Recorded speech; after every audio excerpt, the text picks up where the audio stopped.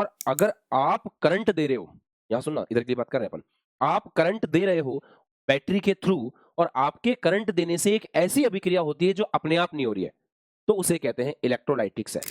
देखो होता क्या है ना कि हम हमेशा जो हमारे पास नहीं है उसी के बारे में सोचते हैं। या तो हम पास्ट के बारे में सोच रहे होते हैं कि हमने वहाँ क्या खोया, या फिर हम फ्यूचर के बारे में सोचते हैं कि हमारे पास क्या नहीं होगा। सबसे इंपॉर्टेंट होता है प्रेजेंट। प्रेजेंट में अभी इस मोमेंट में आप सब कुछ कंट्रोल में ला सकते हो, अपनी पढ़ाई अच्छे से कर सकते हो, आज की क्लास को इतना शानदार तरीके से सीख सकते हो कि बस ये चैप्टर की जबरदस्त शुरुआत है। हेलो। हाँ जी बच्चों, तो इलेक्ट्रोकेमिस्ट्री स्टार्ट कर रहे हैं, द वेरी न्यू चैप्टर। और फिजिकल केमिस्ट्री में अगर आपसे कोई बोले कि भाई सबसे इम्पोर्टेंट चैप्टर बताओ, जिस चैप्टर से बहुत ज़्यादा सवाल आने के चांसेस हैं, या कभी कभी दो दो सवाल भी आ जाते हैं, ऐसा भी हुआ है। एडवांस की बात कर रहा हूँ, एडवांस में भी दो दो सवाल इस सेम चैप्टर से आए हुए हैं। मेंस में तो आएंगे ही आएंगे, नीट के एग्जाम में आएंगे ही आएंगे। तो electrochemistry is a very important chapter. हाँ, इस चैप्टर में थोड़ा बहुत थर्मोडायनेमिक्स का नीड भी रहता है। मतलब हम कह सकते हैं कि हाँ, गिब्स एनर्जी, फलाना ढिमका, ये सब भी काम आता है। बट हम कोशिश करेंगे कि मिनिमम से मिनिमम इन्फॉर्मेशन दे करके मैक्सिमम से मैक्सिमम सवाल जो है आपसे सॉल्व हो जाए। राइट? तो स्टार्ट करते हैं। थोड़ा सा एक्टिव होकर के पढ़ना होगा। 12th क्लास में आपने जो कुछ भी पढ़ रखा है वो तो काम आएगा ही आएगा डेफिनेटली। यहाँ पे और भी थोड़ी बहुत चीजें रहेंगी जो हमें अनफोल्ड करनी होगी, है ना? तो चलिए स्टार्ट करते हैं। इलेक्ट्रोकेमिस्ट्री, विद्युत रसायन। एज अ नेम सजेस्ट बेटा, विद्युत रसायन के नाम में ही सब कुछ है। यहाँ पे हम दो ऊर्जाओं का आपस में आदान प्रदान करते हैं। एक तो वैद्युत ऊर्जा और रासायनिक ऊर्जा का आदान प्रदान है। मतलब आदान प्रदान नहीं वर्ड यूज करना चाहिए, इंटरचेंज यूज करना चाहिए। मतलब एक दूसरे में परिवर्तन, वैद्युत ऊर्जा से रासायनिक ऊर्जा बनाना, रासायनिक ऊर्जा से वैद्युत ऊर्जा बनाना। तो लिखें कि ये वैद्युत ऊर्जा और रासायनिक ऊर्जा के परस्पर संबंध का अध्ययन है। हाँ, इसको वैद्युत रसायन कहते हैं।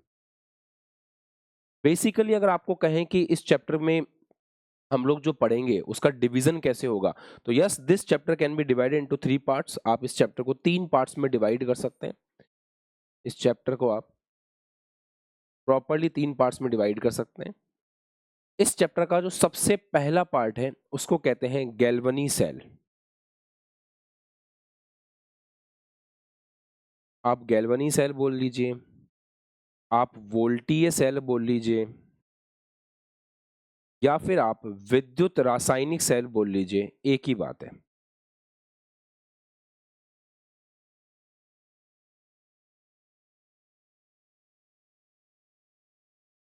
है ना? तीनों एक ही चीज हैं, नथिंग लेस नथिंग मोर, तीनों एक ही है। तो आप तीनों में से जो भी बोलना चाहें इसको बोल सकते हैं। Now here comes the main point. इसका एग्जाम्पल है डैनियल सेल। काफी फेमस सेल है, आज अपन इसको काफी विस्तार में पढ़ेंगे। काफी फेमस है ये डैनियल सेल। अच्छा, ये करता क्या है? विद्युत रासायनिक सेल हो गया, वोल्टीय सेल हो गया, या गैल्वेनिक सेल, तीनों एक ही चीज है। ये विद्युत ऊर्जा उत्पन्न करते हैं। मतलब सिंपल भाषा में, इनके अंदर कोई केमिकल रिएक्शन होती है और हमें करंट मिलती है। यार ये बहुत जगह काम आती है। हमारी सेल हो गई, हमारी बैटरी हो गई, हमारे खिलौनों में जो बैटरी लगती है, हमारे फोन में जो बैटरी लगती है, हमारी कार में जो बैटरी लगती है, उन सब में यही काम आता है। राइट? समझ रहे? तो चलिए देखते हैं। हाँ, इलेक्ट्रिकल गाड़ियां बन रही हैं आजकल, सब में हमें करना क्या होता है, हम कुछ केमिकल रिएक्शंस करा के करंट प्रोड्यूस करना चाहते हैं। तो इसमें क्या होता है, रासायनिक ऊर्जा से, ये सभी रासायनिक ऊर्जा से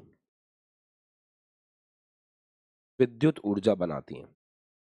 अगेन कह रहा हूँ, केमिस्ट्री में नोट्स ना बनाने की बेवकूफ़ी मत करना गलती से भी। और हमने तो ये पढ़ रखा है फोर्स बैच में, हमने तो ये पढ़ रखा है, ये गलती भी मत करना। क्योंकि कम से कम कुछ चैप्टर्स में तो बिल्कुल रात और दिन का डिफरेंस आपको मिलेगा, जब आप बोर्ड के लिए पढ़ोगे और जब आप जेई के लिए पढ़ते हो। ठीक है? तो थोड़ा सा डिफरेंस तो है। अच्छा, तो रासायनिक ऊर्जा को विद्युत ऊर्जा में कन्वर्ट करते हैं। हम कुछ केमिकल रिएक्शन करवाएंगे और उससे ऐसा होगा। यहाँ पे जो केमिकल रिएक्शंस होती हैं वो अपने आप होती हैं, मतलब जबरदस्ती नहीं करवानी पड़ती। तो ये स्वतः अभिक्रिया होती है ना। लिखें थोड़ा सा इसके बारे में। स्वतः अभिक्रिया से, स्वतः अभिक्रिया से विद्युत धारा उत्पन्न करते हैं। तो स्वतः अभिक्रिया होती है जिससे हम विद्युत धारा क्या करते हैं, गॉट इट। अच्छा, इसमें क्या होता है, सेकंड वाली इसको इंग्लिश में क्या बोलते हैं वो भी देख लो। इसको इंग्लिश में कहते हैं इलेक्ट्रोकेमिकल सेल,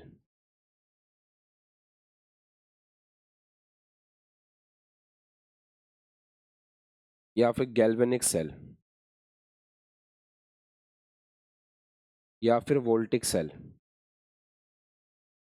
सेकंड है इलेक्ट्रोलाइटिक सेल,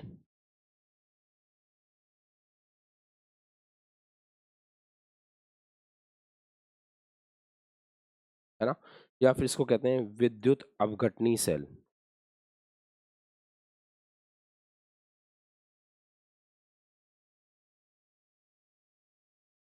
अब इसमें क्या होता है समझे, एक ऐसी अभिक्रिया है जो अपने आप नहीं होना चाह रही है, अपने आप होती नहीं है।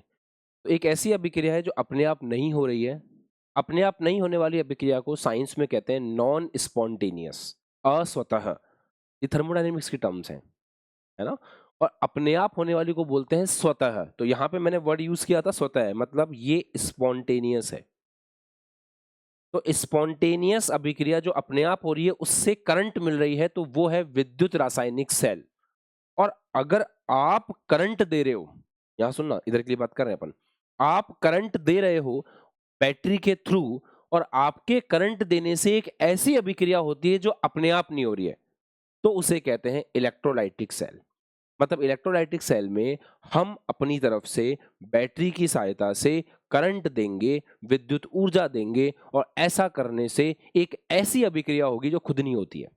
मतलब हम एक अस्वतः अभिक्रिया कराएंगे विद्युत ऊर्जा दे करके। तो हमने करंट दी, उससे एक रिएक्शन हुई, तो ये कहलाएगा आपका विद्युत अपघटनी सेल। इसके अंदर हम विद्युत ऊर्जा देते हैं। यहाँ क्या होता है, रासायनिक ऊर्जा से विद्युत ऊर्जा, इसमें हम विद्युत ऊर्जा देते हैं और उससे रासायनिक ऊर्जा बनती है। साथ साथ नोट करते हुए चलेंगे। मतलब हम बैटरी द्वारा विद्युत ऊर्जा दे करके एक अस्वतः अभिक्रिया को करवाते हैं।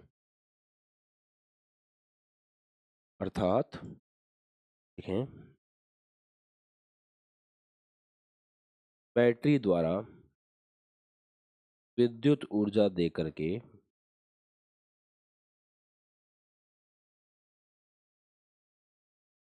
एक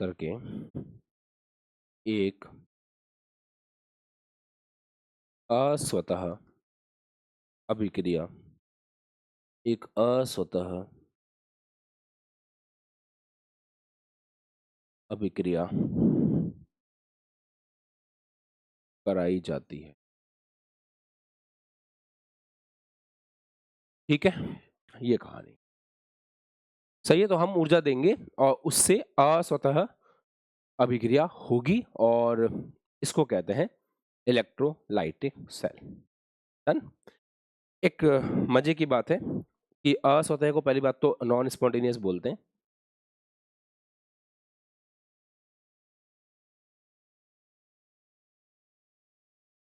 एक और चीज है, ये दोनों अभिक्रियाएं जो होती है ना, ये दोनों ये दोनों ही रेडॉक्स अभिक्रियाएं होती हैं। मतलब इसमें रिडक्शन भी होता है, रेड मतलब रिडक्शन, और ऑक्सीडेशन भी होता है।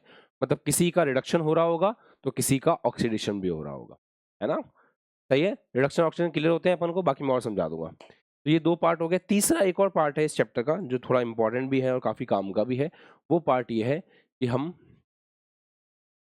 वैद्युत अपघटनी चालन को भी पढ़ते हैं।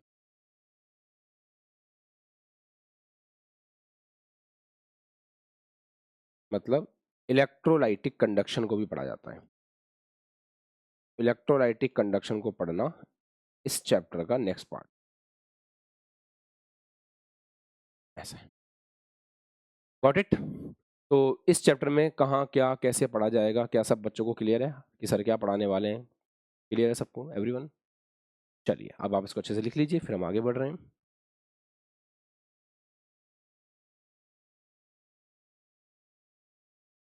ये चैप्टर की एक कह सकते हैं कि बेसिक समरी है। अभी इस चैप्टर के रिगार्डिंग सब बढ़िया से रहेंगे, पूरा ध्यान इस चैप्टर पे लगाएंगे। मेरा पहले का छूटा हुआ है, मेरा बैकलॉग है, मेरा फलाना है, मेरा ढिमका, ये सब बातें दिमाग से निकालेंगे। अभी बस इस चीज़ पे फोकस करेंगे कि एक नया चैप्टर एक नई उम्मीद के साथ में हमारे सामने खड़ा है। अगर हम इस चैप्टर को करते हैं तो हमसे 2 सवाल सॉल्व होंगे या 1 सवाल सॉल्व होगा।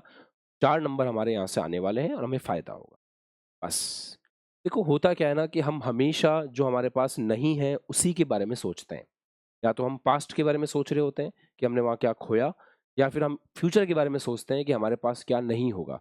सबसे इम्पोर्टेंट होता है प्रेजेंट।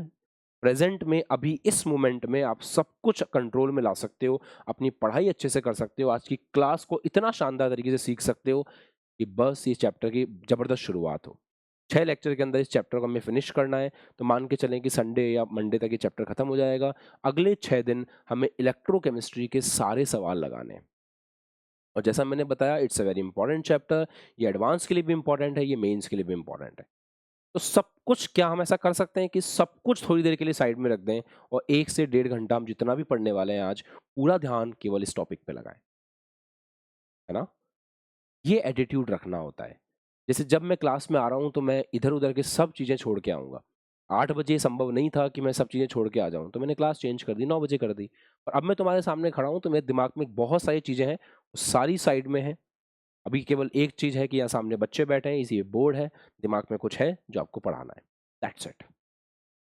तो आपको भी पढ़ने इसी मेंटालिटी के साथ बैठना पड़ेगा। मेरी मम्मी से लड़ाई हो गई, मेरे घर में लड़ाई हो गई, मेरे पड़ोसी लड़ाई कर रहे हैं, ये हो रहा है, वो हो रहा है, ऐसे कॉल आते हैं मेरे पास। क्लियरली एक बात बोल रहा हूँ कि just focus on your studies. आपको अपनी लाइफ में एब्सोल्यूट फोकस लाना पड़ेगा। आप जिस चीज़ पे फोकस करोगे वो चीज़ आपकी हो जाएगी। ये मान के चलना। अगर आपका फोकस बहुत ज़बरदस्त है तो आप उस चीज़ को नहीं छोड़ोगे। वो चीज़ आपकी होगी होगी। अब आप देख लो आपका फ़ोकस किस तरफ है। आपका फ़ोकस बर्बादी की तरफ है तो बर्बाद होगे आप, कोई टेंशन नहीं है। आपका फ़ोकस अगर बर्बादी की तरफ है, तो आप बर्बाद पक्का होगे, कोई टेंशन नहीं। अगर आपका फ़ोकस पढ़ाई की तरफ है, आप पढ़ाई करोगे। चलिए स्टार्ट करें। सबसे पहले गैल्वेनिक सेल, तो put on the first heading galvanic cell. Galvani cell. अब मैं बार-बार इसका पूरा नाम नहीं लिखूँगा, है ना? हम बस छोटा-सा लिखेंगे गैल्वनी सेल। देखो गैल्वनी सेल में कोई भी सेल होता है ना बेटा, उस सेल में सबसे इंपॉर्टेंट चीज होती है उसका इलेक्ट्रोड। हम क्योंकि बोर्ड लेवल पे पढ़ चुके हैं चैप्टर्स को, तो हम इतना तो जानते हैं कि 2 प्रकार के इलेक्ट्रोड होते हैं, एक होता है कैथोड, एक होता है एनोड। वो अलग चीज है, पर इलेक्ट्रोड तो होता है। बेसिकली इलेक्ट्रोड का मीनिंग क्या है, एक बार उस पर बात करते हैं। इलेक्ट्रोड में होता क्या है, इंग्लिश में भी इसको इलेक्ट्रोड ही कहते हैं और हिंदी में भी इसको इलेक्ट्रोड ही कहते हैं। फंडामेंटली इलेक्ट्रोड के अंदर जिसका हमें इलेक्ट्रोड बनाना होता है, हम उसके सॉल्यूशन में उसी की रॉड को डिप करते हैं। जैसे मान लो आपको कॉपर का इलेक्ट्रोड बनाने का मन कर रहा है, आपका इंटरेस्ट आ रहा है कि कॉपर का इलेक्ट्रोड बनाएं, तो जब आप कॉपर का इलेक्ट्रोड बना रहे होगे तो बहुत सिंपल है, आपको कॉपर की छड़ लेनी है और कॉपर की छड़ को कॉपर के ही किसी विलयन में डुबो देना है। तो कॉपर की छड़ लेकर के कॉपर के आप किसी विलयन में डुबो सकते हो। जैसे कॉपर का एक सबसे बेस्ट विलयन होता है कॉपर सल्फेट। तो कॉपर की छड़ लेकर के आप उसको कॉपर सल्फेट के विलयन में डुबो सकते हो। बस ये इसका इलेक्ट्रोड बन करके तैयार है। बेटा जब भी कोई इलेक्ट्रोड बनता है ना, तो साथ में इलेक्ट्रोड का विभव भी होता है। अगर कोई इलेक्ट्रोड बना है तो उसका विभव भी होगा। सर इलेक्ट्रोड विभव का लॉजिक क्या है, ये क्यों होता है, अभी देखते हैं। तो अगर कोई इलेक्ट्रोड बना है दोस्तों, तो उसका पक्का पक्का इलेक्ट्रोड पोटेंशियल भी होगा। कैसे होगा, लेट्स हैव अ लुक। देखो हर एक बंदे की अपनी टेंडेंसी होती है ना, हर किसी की अपनी एक प्रवृत्ति होती है। तो कॉपर की सामान्य प्रवृत्ति यह है कि कॉपर अपचयन करवाना चाहता है, सामान्य प्रवृत्ति। तो अपचयन का फंडा क्या होता है, इस कॉपर सल्फेट के विलयन में जो Cu2+ है ना, वो Cu2+ यहां पे जाता है और Cu2+ एक्वस 2 इलेक्ट्रॉन ग्रहण करके कॉपर सॉलिड बनाने की कोशिश करता है। ये इसकी सामान्य प्रवृत्ति है, ये इसका बेसिक नेचर है। ये इसका बेसिक नेचर है कि ये जो छड़ है, ये 2 इलेक्ट्रॉन कहाँ से आएंगे? छड़ से आएंगे। सर छड़ पे कहाँ आए? छड़ पे कहाँ से आए? आए होंगे। अकेला तो करंट फ्लो प्रोवाइड करेगा नहीं, किसी के साथ में जुड़ा हुआ होगा। अरे बोर्ड पढ़ के आए हो ना सब लोग, बोर्ड लेवल पे पढ़ रखा है ना एक बार। मैं थोड़ा सा अलग पढ़ा रहा हूँ, है ना, बोर्ड लेवल के हिसाब से नहीं पढ़ा रहा हूँ, थोड़ा अलग पढ़ रहे हैं हम। मैं ये मान के चल रहा हूँ कि आपने एक बार बोर्ड लेवल में इलेक्ट्रोकेमिस्ट्री पढ़ रखी है, क्योंकि आप सब बोर्ड पास आउट हो, और जो दूसरे बच्चे हैं उन्होंने ऑलरेडी बोर्ड में ये चैप्टर पढ़ रखा है, तो सब कंफर्टेबल होने चाहिए इसमें। तो जिंक है पड़ोस में, तो जिंक के इलेक्ट्रॉन आ गए। तो ये जो 2 इलेक्ट्रॉन आए हैं, ये इलेक्ट्रॉन कहाँ से लिए हैं? इसने छड़ से लिए हैं। बढ़िया। अब ऑब्वियस सी बात है कि यहाँ पे जब ये Cu2+ जाएगा, तो यहाँ पे SO4 2- बढ़ जाएगा, और इधर Cu2+ कुकुरमुत्तों की तरह घूमते रहेंगे, Cu2+, ऐसे इलेक्ट्रॉन के लालच में। तो ये छड़ पॉजिटिव चार्ज होगी और ये सॉल्यूशन नेगेटिव चार्ज होगा। तो जहां पे प्लस और माइनस का डिफरेंस क्रिएट हो जाता है, वहां पे पोटेंशियल क्रिएट होता है, विभव क्रिएट होता है। तो ऐसे यहां पर एक विभव क्रिएट हुआ, कॉपर की छड़ पॉजिटिव है विलयन के सापेक्ष। क्या हम ये बात को समझते हैं? तो इसी को पोटेंशियल कहा जाता है। अच्छा, ये कौन सा पोटेंशियल है? कॉपर 2+ ने इलेक्ट्रॉन ग्रहण किया है, तो आप देखो बात समझो, जितना शानदार तरीके से इलेक्ट्रॉन ग्रहण करने की प्रवृत्ति होगी, उतने ज्यादा Cu2+ यहां होंगे, उतना ज्यादा प्लस माइनस होगा। तो इसलिए हम बोलते हैं कि जितना ज्यादा इलेक्ट्रॉन ग्रहण करने की प्रवृत्ति होगी, उतना ही ज्यादा अपचयन विभव होगा। तो इस इलेक्ट्रॉन पर जो विभव होगा, उसे अपन ई रेड के नाम से जानेंगे, और इसको कहेंगे अपचयन विभव। ऐसे होता है अपचयन। ठीक है दोस्तों, comfortable everyone, you must response, this is a new chapter, सबको रिस्पॉन्स करना है। और फिर भी कभी ऐसा मन करे कि सर थोड़ा सा पुराने बेसिक्स कमजोर हैं, तो रफ्तार बैच के अंदर जो कंटेंट था उसको आप जाकर के देख सकते हो। सर हम रफ्तार बैच का कंटेंट कैसे देखेंगे? मैं आपको गाइड कर दूंगा कि कौन सा लेक्चर देखना है। इलेक्ट्रोकेमिस्ट्री के बहुत सारे वन शॉट्स यूट्यूब पे पड़े हुए हैं मेरे, कोई भी डाउनलोड करके अपने पास रख लेना और उसको देख लेना। ठीक है, चलो। कितनी 4-5 हज़ार वीडियोस तो होंगे ही होंगे, उसमें से तुम्हारे काम के 10 वीडियोस हैं बस। अच्छा, तो ये ईरेड हो गया, अब चैन विभव, ठीक है। हाँ, एक और बात, अगर अपन ने जिंक को लिया होता फिर स्थिति क्या होती? मान लो अपन जिंक का इलेक्ट्रोड बना रहे हैं,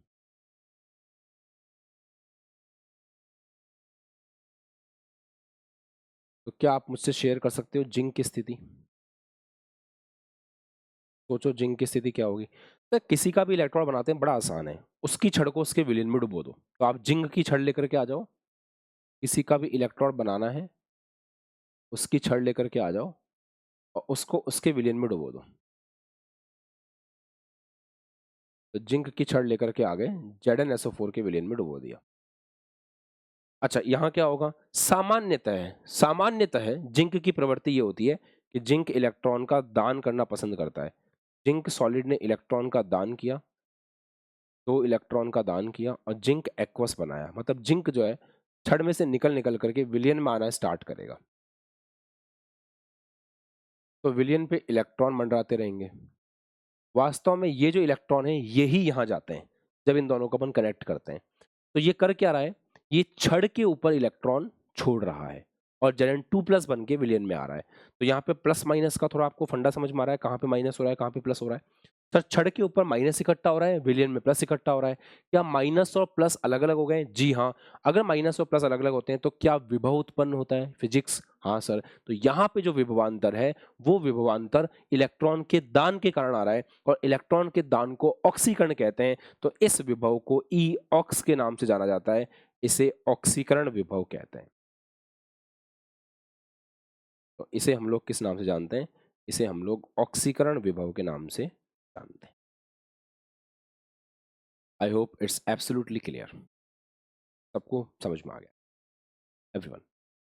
ठीक है दोस्तों, आगे और बात करते हैं। क्या आप अब कुछ कैप्सूल पॉइंट से ध्यान से सुने। फर्स्ट कैप्सूल पॉइंट, आप कभी भी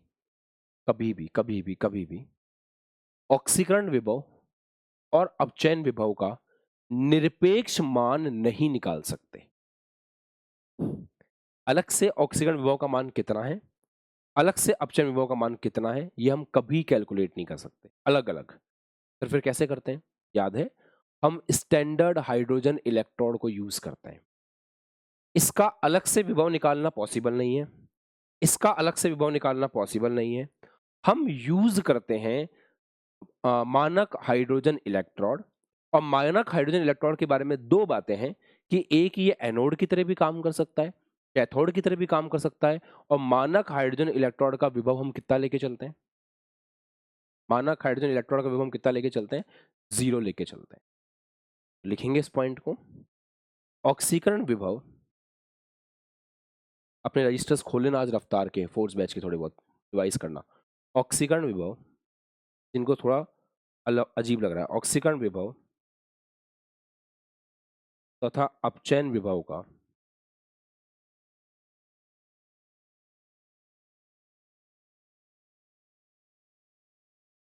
निरपेक्ष मान। निरपेक्ष मान का मतलब क्या होता है? अलग अलग वैल्यू, इसको एब्सोल्यूट वैल्यू कहते हैं इंग्लिश में। तो निरपेक्ष मान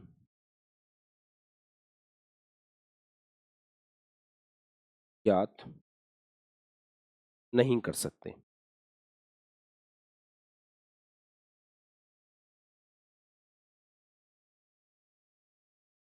इसके लिए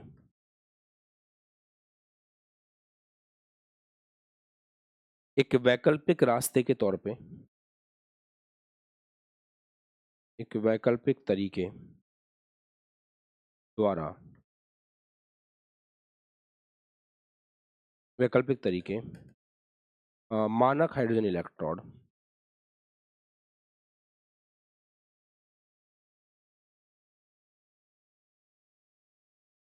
मानक hydrogen electrode, standard hydrogen electrode,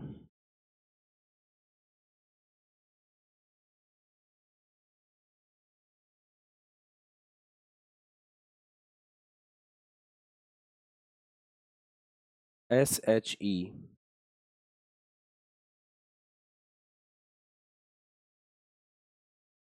का प्रयोग करते हैं। तो एक मानक हाइड्रोजन इलेक्ट्रोड SHE का प्रयोग करते हैं,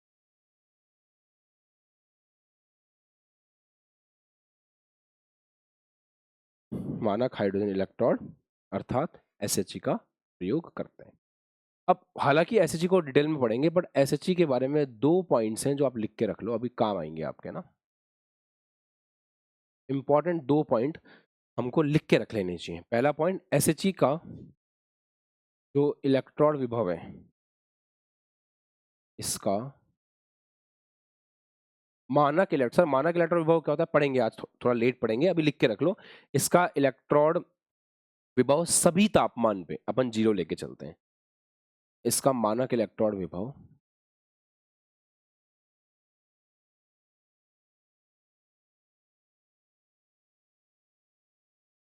सभी तापमान पर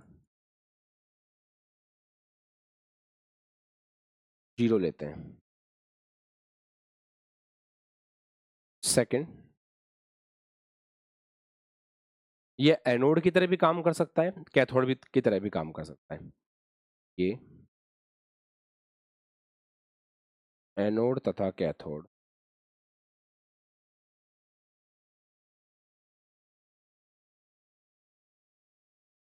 दोनों की तरह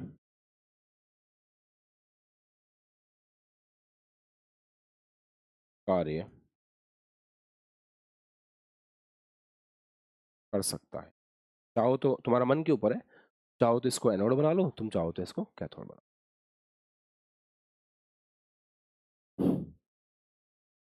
गजब कलाकार हैं बैच में, एक से बढ़ के एक। चलो, तो ये एनोड, ये सारे कलाकार बस सेलेक्ट होकर निकल जाए यहाँ से तो ज्यादा मजा आए, क्योंकि ऐसी कलाकारी दुनिया के साथ शेयर करनी चाहिए, नहीं हम ही क्यों झेलें।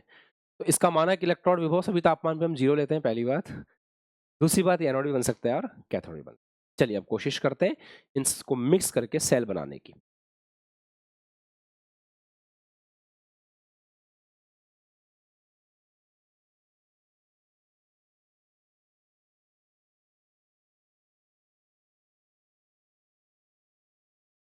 अब हम सेल बना, मिटाई देता हूँ, लिख लिया होगा ना। तो अब हम सेल बनाने की कोशिश करते हैं। अब थोड़ा 12th की यादें ताजा करते हैं। देखो, आपने एक तरफ क्या किया, हम क्या करते हैं इस सेल में, गैल्वनी सेल में एक छोटा सा कॉन्सेप्ट याद करते हैं।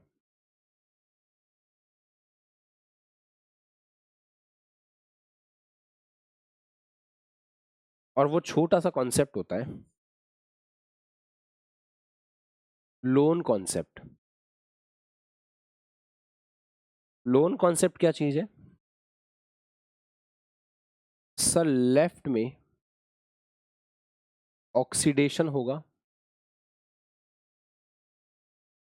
ऑक्सीडेशन समझते हैं ना?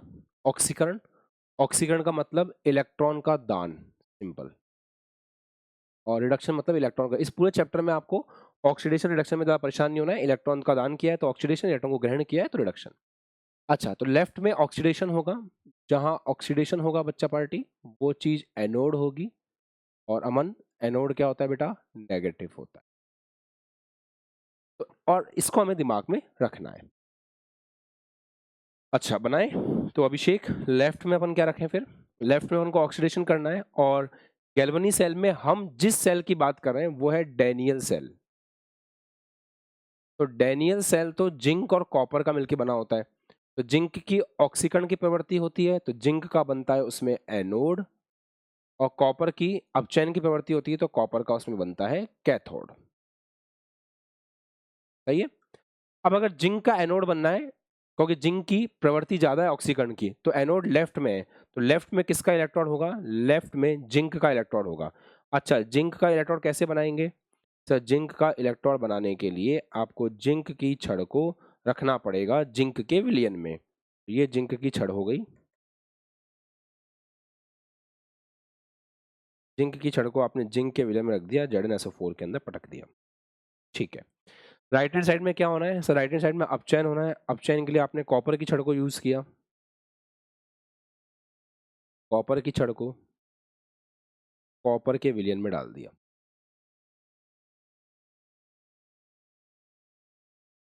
ठीक है। सर्किट आपने पूरा करने की कोशिश करी। यहाँ पे आपने गैल्वेनोमीटर लगा दिया चेक करने के लिए करंट बह रही नहीं बह रही है। और सर्किट पूरा करने के लिए आपने यहाँ से भी कुछ कनेक्शंस कर दिए ताकि आपका सर्किट पूरा हो जाए। ये आपका सर्किट कंप्लीट हो गया। अच्छा, जैसे ही आपका सर्किट पूरा होगा, आपको सबको पता है कि यहाँ पे रिएक्शंस स्टार्ट हो जाएंगे। तो चलिए रिएक्शन स्टार्ट करते हैं। रिएक्शन कैसे स्टार्ट होगी? तो ये जिंक है, ये जिंक Zn2+ बन के विलयन में जाएगा। तो लेफ्ट हैंड साइड पे क्या होगा? जिंक जो सॉलिड रूप में है वो इलेक्ट्रॉन का दान करेगा। और इलेक्ट्रॉन का दान करके एक्वस होकर के विलयन में चला जाएगा। तो जिंक ने इलेक्ट्रॉन का दान किया और जिंक ने इलेक्ट्रॉन का दान करके विलयन में चला गया। बहुत अच्छी बात है, एकदम शानदार चीज है। ठीक है, इधर क्या हुआ? ये दो इलेक्ट्रॉन यहां से फिर घूमते घूमते, इलेक्ट्रॉन यहां से घूमते घूमते इधर पहुंचे। जैसे ही इलेक्ट्रॉन यहां पहुंचे, आपको पता ही है कॉपर का इलेक्ट्रॉन कैसे बना होगा? कॉपर सल्फेट का विलयन कॉपर के अंदर अपन ने डुबोया होगा, जैसा हम देख चुके हैं। फिर क्या होगा बेटा?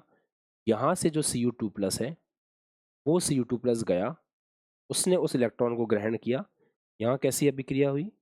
Cu2+ ने दो इलेक्ट्रॉन ग्रहण किया और Cu सॉलिड बना लिया। यहाँ कुछ कुछ ऐसी अभिक्रिया होती है। बढ़िया है। अच्छा, ये आधा सेल है, ये आधा सेल है। हाँ, यहाँ जिंक गया विलयन में Zn2+ बन के, छड़ पे रह गए इलेक्ट्रॉन, तो छड़ नेगेटिव हो गई, इसलिए नेगेटिव है। एनोड नेगेटिव है, लॉजिकल है ना? यहाँ पे कॉपर 2+ आया छड़ के ऊपर, तो छड़ पॉजिटिव हो गई। तो यहाँ पे इसलिए ये जो कैथोड है, कैथोड पॉजिटिव है। इसका उल्टा देखो, इसका उल्टा होगा ना? कैथोड राइट में होगा, कैथोड पे अपचयन होगा, कैथोड पॉजिटिव होगा। सही तो है? Everything is fine. बना लो। हाँ, एक और चीज, ये आधा सेल है तो इसको कहते हैं, ये आधा सेल है ये वाला। पहली बात तो ये आधा सेल है, दूसरा यहाँ पे ऑक्सीकरण हो रहा है तो इसको कहते हैं ऑक्सीकरण अर्ध सेल। ये आधा सेल है, यहाँ पे ऑक्सीकरण हो रहा है तो इसको बोलते हैं ऑक्सीकरण अर्ध सेल, ये आधा सेल है,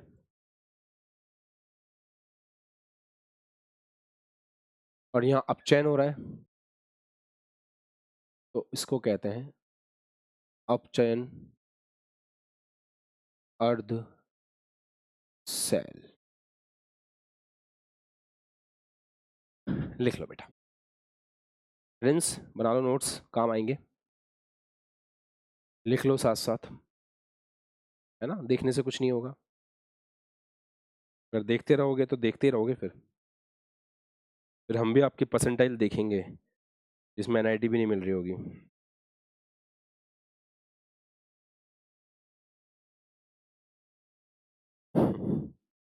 सच है, बिल्कुल सच बोल रहा हूँ मैं। आपकी सोच बदलती जाएगी, पढ़ने वाले बच्चे जैसे जैसे जीवन में आगे बढ़ेंगे आगे बढ़ेंगे आगे बढ़ेंगे, उनकी सोच बढ़ेगी, चैप्टर कंप्लीट होते जाएंगे, उनमें कॉन्फिडेंस आता जाएगा, अरे हमें आईआईटी मिल रही है, आईआईटी मिल रही है, आईआईटी मिल रही है। कम पढ़ने वाले बच्चे, सवाल नहीं लगाने वाले बच्चे, टेस्ट को सीरियसली, मैं देख रहा हूँ टेस्ट तुम कितने सीरियसली ले रहे हो कितने नहीं ले रहे हो। आशा बैच के बच्चे पता है क्या कर रहे हैं टेस्ट के अंदर, वो ये कर रहे हैं, अटल बैच का बच्चा टेस्ट करने के लिए 3 घंटे ले रहा है, आशा बैच के बच्चे ने 1 घंटे में बायो के 90 क्वेश्चन ट्राई कर लिए, फिजिक्स केमिस्ट्री छोड़ दी। एक बच्चे ने 10 मिनट में इतने सवाल हुए कि निकल गया, कोई बच्चा 8 मिनट, कोई बच्चा 7 मिनट, मेरे पास सारा डेटा है। तो जो 1% बच्चे सेलेक्ट होते हैं ना, वो इसी रीजन से सेलेक्ट होते हैं, चाहे वो ओवरऑल कोचिंग की बात की जाए या ओवरऑल टोटल बात की जाए, पर सिलेक्शन रेशियो इतना कम क्यों है जेई के अंदर? 15 लाख बच्चे, 17,000 सीटें ही क्यों हैं? क्या भारत देश गरीब देश है? भारत बहुत समृद्ध देश है, भारत के पास बहुत पैसा है, तो क्या हम आईआईटीज नहीं बना सकते? और क्या हम एनआईटीज और नहीं बना सकते? क्या हम एम्स नहीं बना सकते? क्या हम जीएमजीज नहीं बना सकते? बना सकते हैं, पर गधों को एडमिशन थोड़ी देना है, पढ़ने वाले बच्चे ही 1-2% है, उतनी सीटें तो हैं। अब जबरदस्ती कॉलेज एक्स्ट्रा बनाएं, उसमें फिर ऐसे बच्चे लिए जाएं जो पढ़े ही नहीं, तो वहां जाके फिर बेकार डॉक्टर बनेंगे जिनसे इलाज ही नहीं होगा ठीक से, है ना? तो बाद में पैरासीटामोल लिखने के लिए डॉक्टर थोड़ी बनाना है, ये स्थिति है। तो जो भी अपनी प्रिपरेशन को लाइटली ले रहा है, समझ जाना भाई साहब आपका सिलेक्शन नहीं होगा, नहीं होगा आपका सिलेक्शन। और फिर कोई बड़ी बात नहीं है कि आप 1 साल बाद में परेशान हो रहे हो, आपका ड्रॉप ईयर खराब हो जाए, कोई बड़ी बात नहीं है, क्योंकि आप में से 99% बच्चे टाइम वेस्ट करेंगे, 1% बच्चा ही ऐसा होगा जो पढ़ेगा, और इस बार बेटर रैंक आएगी लास्ट ईयर से, इतना मैं श्योर हूँ, क्योंकि मुझे पता है एग्जैक्टली पढ़ने वाले बच्चे कौन है।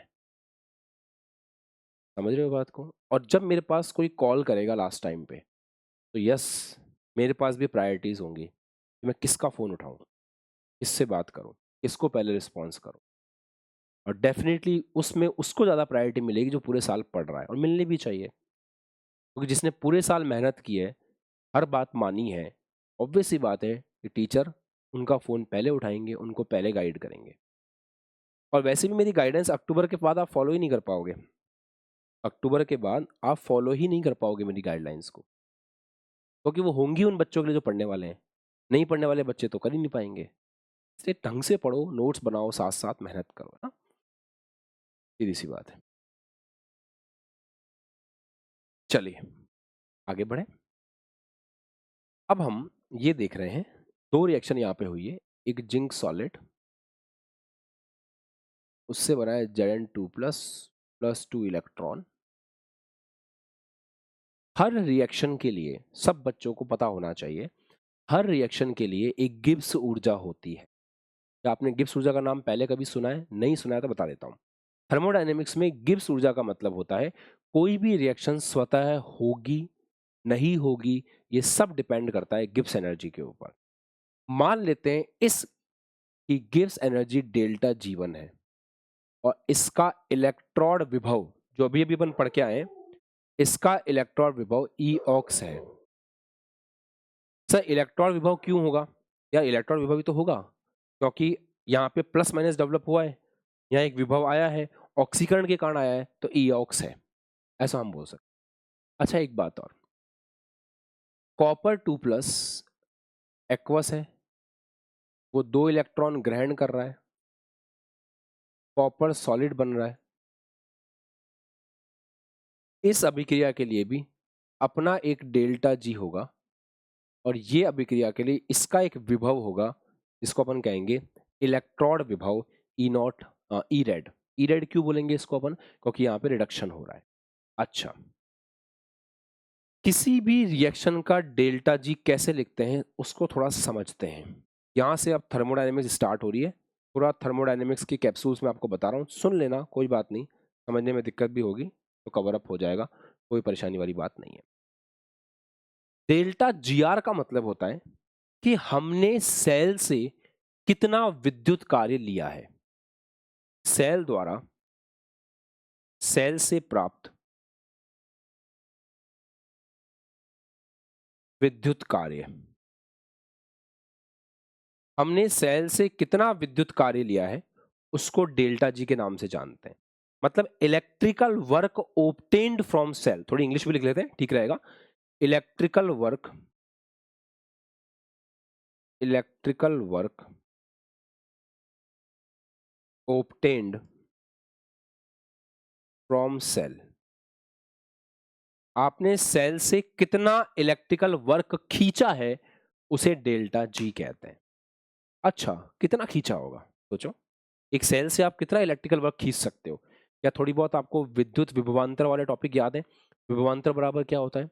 कार्य बटा आवेश। तो कार्य बराबर कितना हुआ? आवेश इंटू विभवांतर। तो अगर आवेश Q है और विभवांतर V है तो आपने कितना कार्य खींचा है? आपने कार्य खींचा है Q इंटू V के बराबर, इतना कार्य आपने खींचा। एक और बात, थर्मोडायनेमिक्स में क्या होता है, हर चीज के साइन होते हैं। जैसे वर्क किया है तो साइन क्या होगा, वर्क करवाया है तो साइन क्या होगा। या हमने सेल से वर्क करवाया है, सेल से वर्क ऑब्टेन किया है तो साइन नेगेटिव आएगा। बस इतनी फंडामेंटल बात हर बच्चे को पता होनी चाहिए। वैसे मैं ये बोर्ड के बच्चों को भी बताता हूँ, फोर्स बैच में भी मैं पढ़ाता हूँ ये चीज तो, पर आपको ये पता होना चाहिए कि डेल्टा जी कैसे लिखा जा रहा है। Each and every student must know. ठीक है यहाँ तक? अब देखते हैं आवेश हमारे पास कितना है। क्या आप आवेश बता सकते हो कितना है? सर देखो, सीधी सी बात है, आवेश का सिंपल फंडा होता है कितने मोल इलेक्ट्रॉन ट्रांसफर हुए वो देखना पड़ेगा। जैसे यहाँ पे इसको ऐसे नहीं पढ़ते हैं, इस रिएक्शन को गधों की तरह मत पढ़ देना कि जिंक बराबर Zn 2 प्लस प्लस 2 इलेक्ट्रॉन, ऐसे पढ़ना मना है। इसको मोल के टर्म्स में पढ़ो। 1 मोल जिंक से 1 मोल Zn 2 प्लस और 2 मोल इलेक्ट्रॉन मिल रहे हैं, हम इसको ऐसे देख रहे हैं, इस तरीके से देख रहे हैं।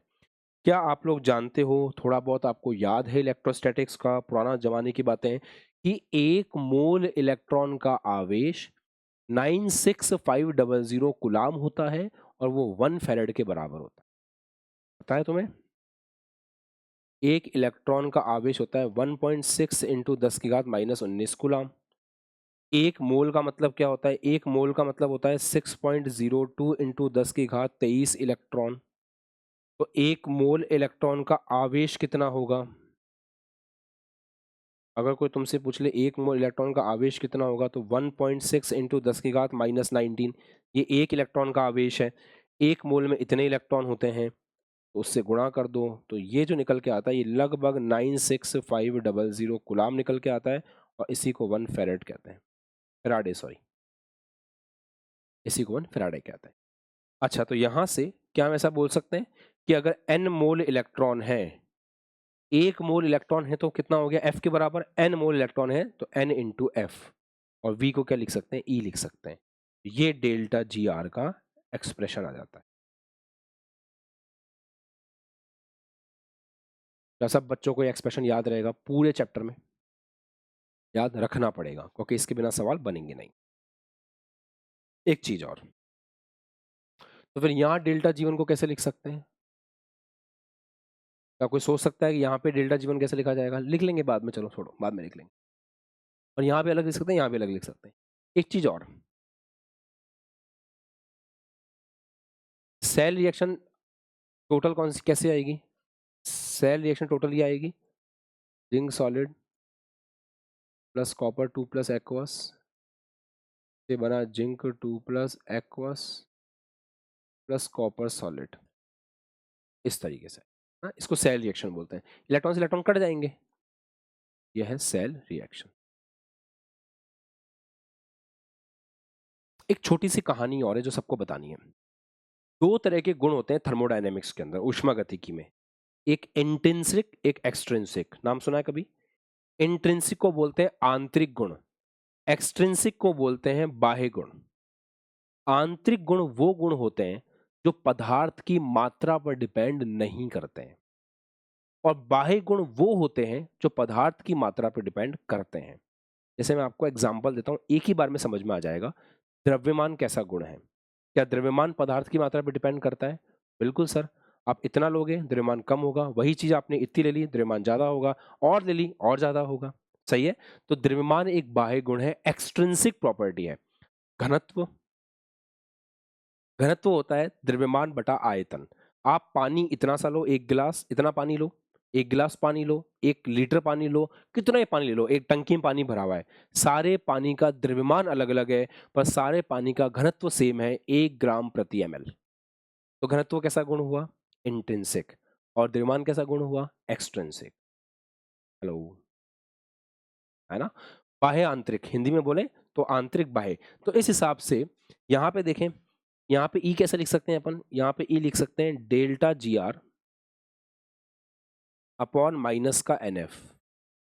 तो मैं आपको एक शानदार सी बात बता रहा हूं, उसको ध्यान से सुनिएगा सब बच्चे। डेल्टा जी आर जो है ना, ये बाह्य गुण है, मतलब ये एक्सट्रिंसिक प्रॉपर्टी है।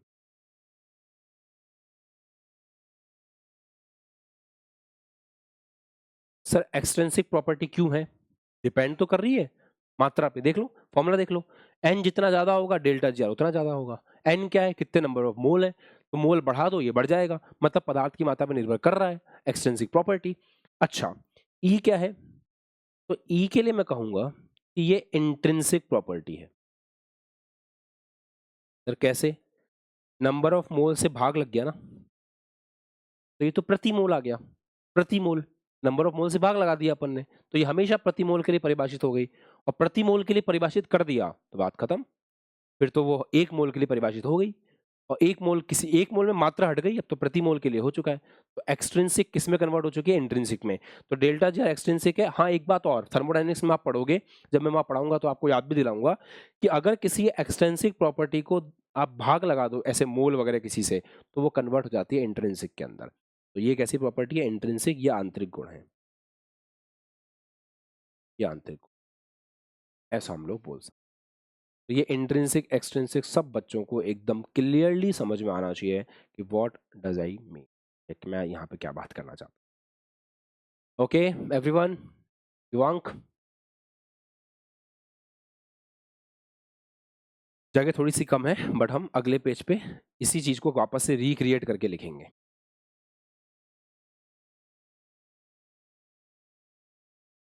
देखो बेटा,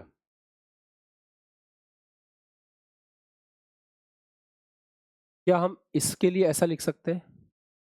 डेल्टा G1 बराबर, चलो बताओ फॉर्मूला लगाते हैं, माइनस का एन, एन कितना है? 2 into F into E aux. इसके लिए ऐसे लिख सकते हैं, डेल्टा G2 बराबर माइनस का 2 इंटू एफ इंटू ई रेड। एक बात और, अगर कोई इंट्रिंसिक है तो उसको आप जोड़ नहीं सकते। जैसे यहां पे ई ऑक्स प्लस ई रेड बराबर ई सेल, ये हम नहीं लिख सकते, ऐसे डायरेक्ट नहीं जोड़ सकते। अगर कोई प्रॉपर्टी एक्सट्रिंसिक है उसको आप जोड़ सकते हो, उसमें कोई दिक्कत नहीं, उसको आप कंबाइन कर सकते हो। कैसे देखते हैं अभी। जैसे इस रिएक्शन के लिए डेल्टा जी होगा तो डेल्टा जी आर कहलाएगा।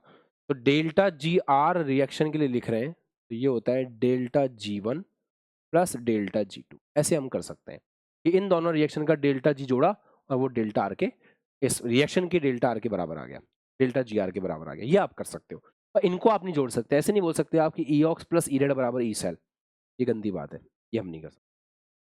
ठीक है, एक चीज और, डेल्टा जी आर को कैसे लिखा जा सकता है? माइनस का, हाँ कैसे लिखोगे? माइनस का एन, एन कितना है? 2। एन 2 कैसे है? देखो, एन को ढूंढने का सिंपल तरीका होता है, यहाँ पे जितने इलेक्ट्रॉन निकले उतने यहाँ पे ग्रैंड होंगे। अगर बैलेंस हो तो ठीक है, नहीं हो तो आप करोगे। क्या आपने सवाल किए थे बोर्ड के अंदर, याद है आपको? कितने इलेक्ट्रॉन यहाँ से निकले उतने यहाँ पहुंचेंगे। जैसे यहाँ से 2 इलेक्ट्रॉन निकले और यहाँ पे Ag प्लस है, तो Ag+ 2 इलेक्ट्रॉन को ग्रहण नहीं कर सकता, तो 2Ag+ यूज करते हैं अपन। कहने का मतलब आप यहाँ के इलेक्ट्रॉन देख लो, यहाँ के इलेक्ट्रॉन देख लो, दोनों आपस में बराबर होंगे और वही n की वैल्यू होगी। तो रिएक्शन के लिए भी n की वैल्यू 2 ही होगी। ठीक है, F अपनी जगह पे है और ई सेल काम में आएगा। पूरी रिएक्शन के लिए अपन ई सेल यूज करेंगे। यहाँ पे ऑक्सीकरण हो रहा था तो ईऑक्स यूज किया, यहाँ अपचयन हो रहा था तो ईरेड यूज किया। ये पूरी रिएक्शन के लिए है तो ई सेल यूज कर लिया। ठीक है, चलो कंबाइन करते हैं। तो ये आ गया -2 into F into E cell बराबर -2 into F into E aux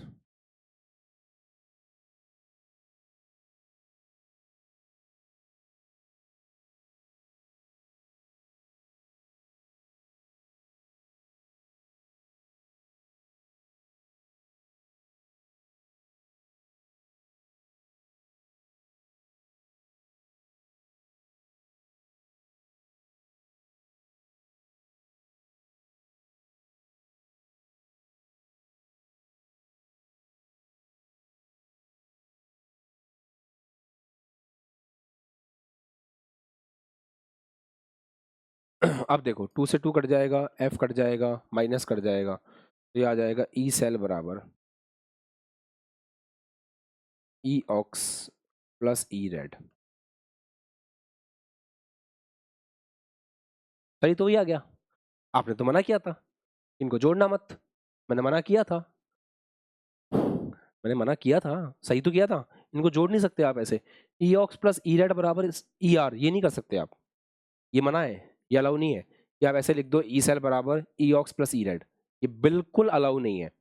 मैंने ये किया भी नहीं, मैंने तो डेल्टा जी को जोड़ा था। अब वो कट कुटा करके बराबर आ गया, मेरी गलती थोड़ी है उसके अंदर, आ गया।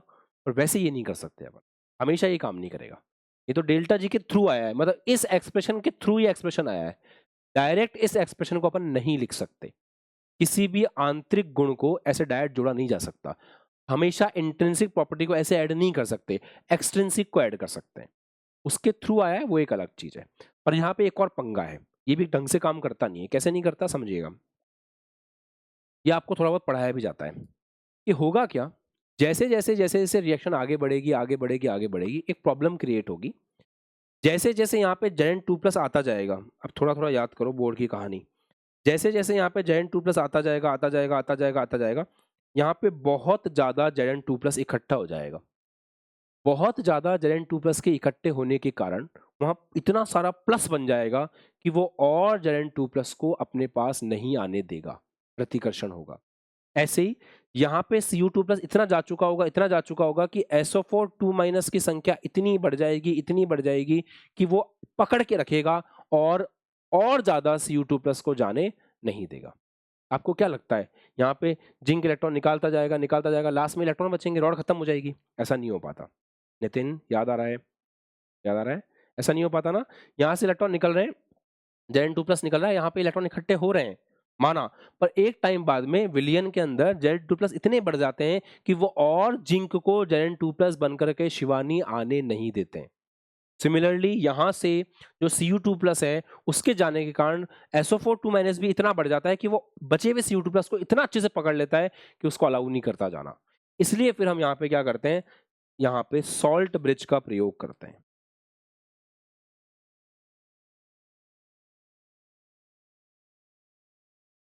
सॉल्ट ब्रिज में एक ऐसा लवण भरा होता है, मान लो KCl भरा हुआ है, तो और यहाँ पे अगर अगर जेल होती है तो हम सॉल्ट ब्रिज का यूज करते हैं। अंकल जी क्या करता है, अगर अगर जेल का एक ही सिंपल सा काम है कि वो अलाउ करता है पास। तो यहाँ पे जब बहुत ज्यादा जिंक बढ़ जाएंगी तो Cl यहाँ पर आकर के जिंक को खत्म कर देगा और यहाँ पे नीचे बैठ जाएगा ZnCl2, तो जिंक खत्म हो जाएंगे, तो टेंशन खत्म। जब यहाँ पे SO4 2- बहुत ज्यादा बढ़ जाएंगे तो आपका K+ जाकर के यहाँ पे K2SO4 बना करके SO4 को शांत कर देगा। तो ये हम देखते हैं कि सॉल्ट ब्रिज दो काम करेगा, एक तो सर्किट को पूरा करेगा, एक विद्युत उदासीनता को बनाए रखता है। तो एक सर्किट को पूरा करता है, दूसरा विद्युत उदासीनता को बनाए रखता है। ठीक है, पक्का? ये फॉर्मूला भी बिल्कुल एब्सोल्युटली काम नहीं करेगा, मतलब थोड़ा सा देखना पड़ेगा, तरीके से काम नहीं करता, कुछ दिक्कत आती है इसके अंदर। दिक्कत क्यों आती है? क्योंकि जिंक पूरी तरह से खत्म नहीं हो रहा। तो एक छोटा सा पॉइंट लिख देते हैं यहाँ पे, ये तीनों गुण जो दिख रहे हैं आपको, ई ऑक्स, ई रेड तथा ई सेल, तीनों आंतरिक गुण हैं। लिख लो, मतलब तीनों इंट्रिंसिक प्रॉपर्टी है।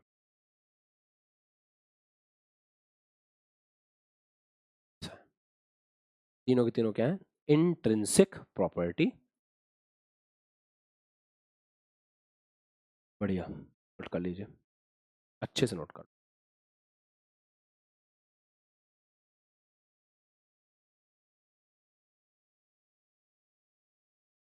ठीक है बालकों, समझ आ गया? बालिकाओं क्लियर? बढ़े आगे। एक छोटा सा काम आप कर सकते हो, electrochemistry one shot bye Ashish Singh lecture search करके मेन चैनल के ऊपर इलेक्ट्रोकेमिस्ट्री के 3-4 वन शॉट मैंने लिए हुए होंगे, किसी भी एक को उठा लेना, स्टार्टिंग का आधा पौन घंटा देख लेना, तो आपको फंडामेंटल और क्लियर हो जाएंगे। बाकी इतनी चीजें अटल बैच और आशा बैच के बच्चों को आनी चाहिए, क्योंकि बोर्ड लेवल पे आप सब पढ़ चुके हैं। चलिए अब हम स्टैंडर्ड कंडीशंस की बात करते हैं। हेडिंग लगाएंगे मानक स्थितियां।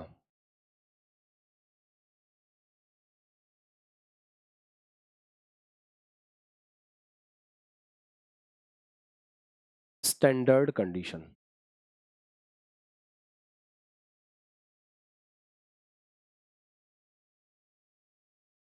अच्छा, मानक कंडीशंस कौन कौन सी होती है? देखो, मानक कंडीशंस का मतलब ये है कि क्या क्या होता है इसके ऊपर। अगर आप मानक कंडीशंस की बात कर रहे हो, तो सबसे पहली चीज ई ऑक्स बन जाता है, ई नॉट ऑक्स, मतलब ऑक्सीकरण विभव बन जाता है मानक ऑक्सीकरण विभव। ठीक है, आपका ई रेड अपचयन विभव बन जाता है मानक अपचयन विभव। ई सेल बन जाता है मानक सेल विभव। इस तरीके से कन्वर्ट होता है। अगर गैसें हैं, अगर गैसों की बात हो रही है, कोई भी गैस है मान लो, सर कहाँ पे? जिंक, कॉपर, इनकी जगह कोई भी गैस भी हो सकती है। सर गैस कैसे हो सकती है? हाइड्रोजन गैस हो सकती है प्लेटिनम इलेक्ट्रोड के ऊपर, याद तो है एसएचजी के अंदर। तो कोई भी गैस है, तो दो चीजें उस गैस के लिए होनी चाहिए।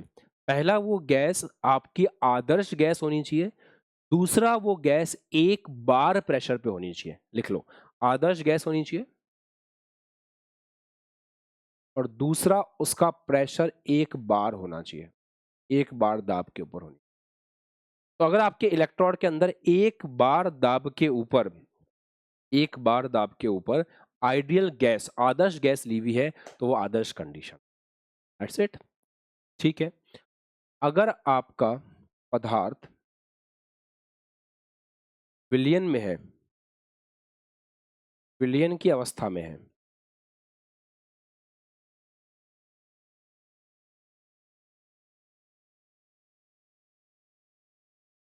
अगर आपका पदार्थ विलयन की अवस्था में है, तो याद रखें मोलरता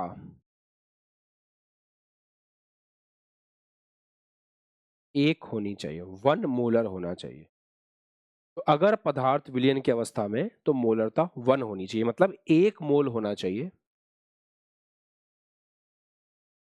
1 लीटर के अंदर। ये कंडीशन है।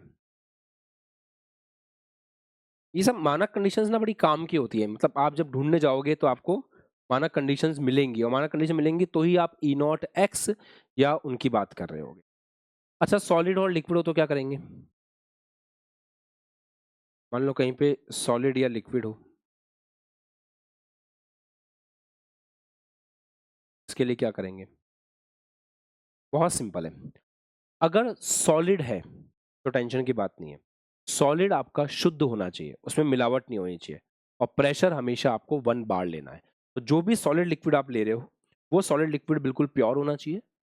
विलियन का समझ में आ गया? विलियन क्या होता है? देखो, द्रव में और विलियन में डिफरेंस समझ में आता है। पानी एक द्रव है, पानी में आपने नमक मिला दिया, वो एक विलियन है। तो पानी में नमक मिला के विलेन बना रहे हो तो मोलरता होनी चाहिए 1, ये कंडीशन है। अगर पानी लिया है तो पानी के लिए एक तो वो शुद्ध होना चाहिए, दूसरा वो 1 बार प्रेशर पे आपको लेना है, मतलब उसके आसपास प्रेशर कितना होना चाहिए, 1 बार। तो लिख लें, अगर आपने ठोस या द्रव लिया है तो वो शुद्ध होना चाहिए और 1 बार प्रेशर होना चाहिए।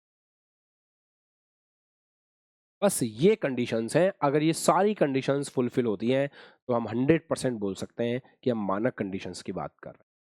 इनमें कहीं भी तापमान लिखा हुआ है क्या? कहीं भी तापमान लिखा हुआ है क्या? तो तापमान को मानक स्थिति में काउंट नहीं करते हैं।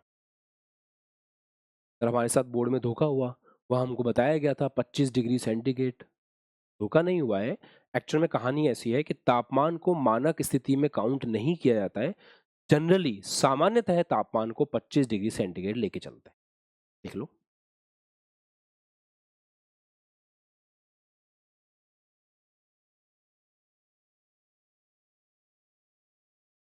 तापमान मानक स्थिति में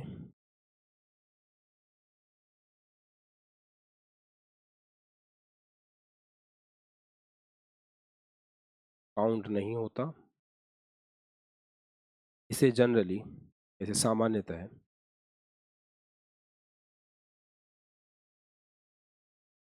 25 डिग्री सेंटीग्रेड लेते हैं। तो याद रखना है इसको, सामान्यतः अपन कितना लेते हैं, 25 डिग्री सेंटीग्रेड लेते हैं। अच्छा, आपके डैनियल सेल में क्या था? एक छोटी सी बात और, एक कैप्सूल ये हो गया, एक और कैप्सूल। डैनियल सेल में 2 बातें याद रखनी है।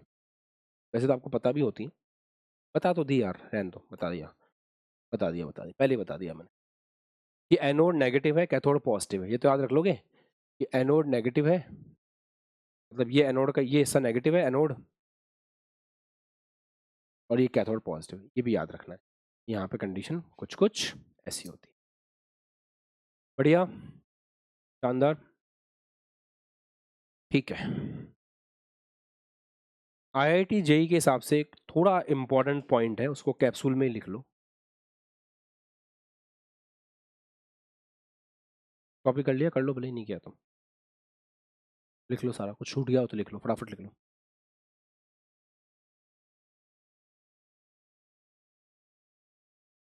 मानसी, टॉपिक से रिलेटेड कुछ बात करनी है? बोलो, केवल टॉपिक से रिलेटेड है ना?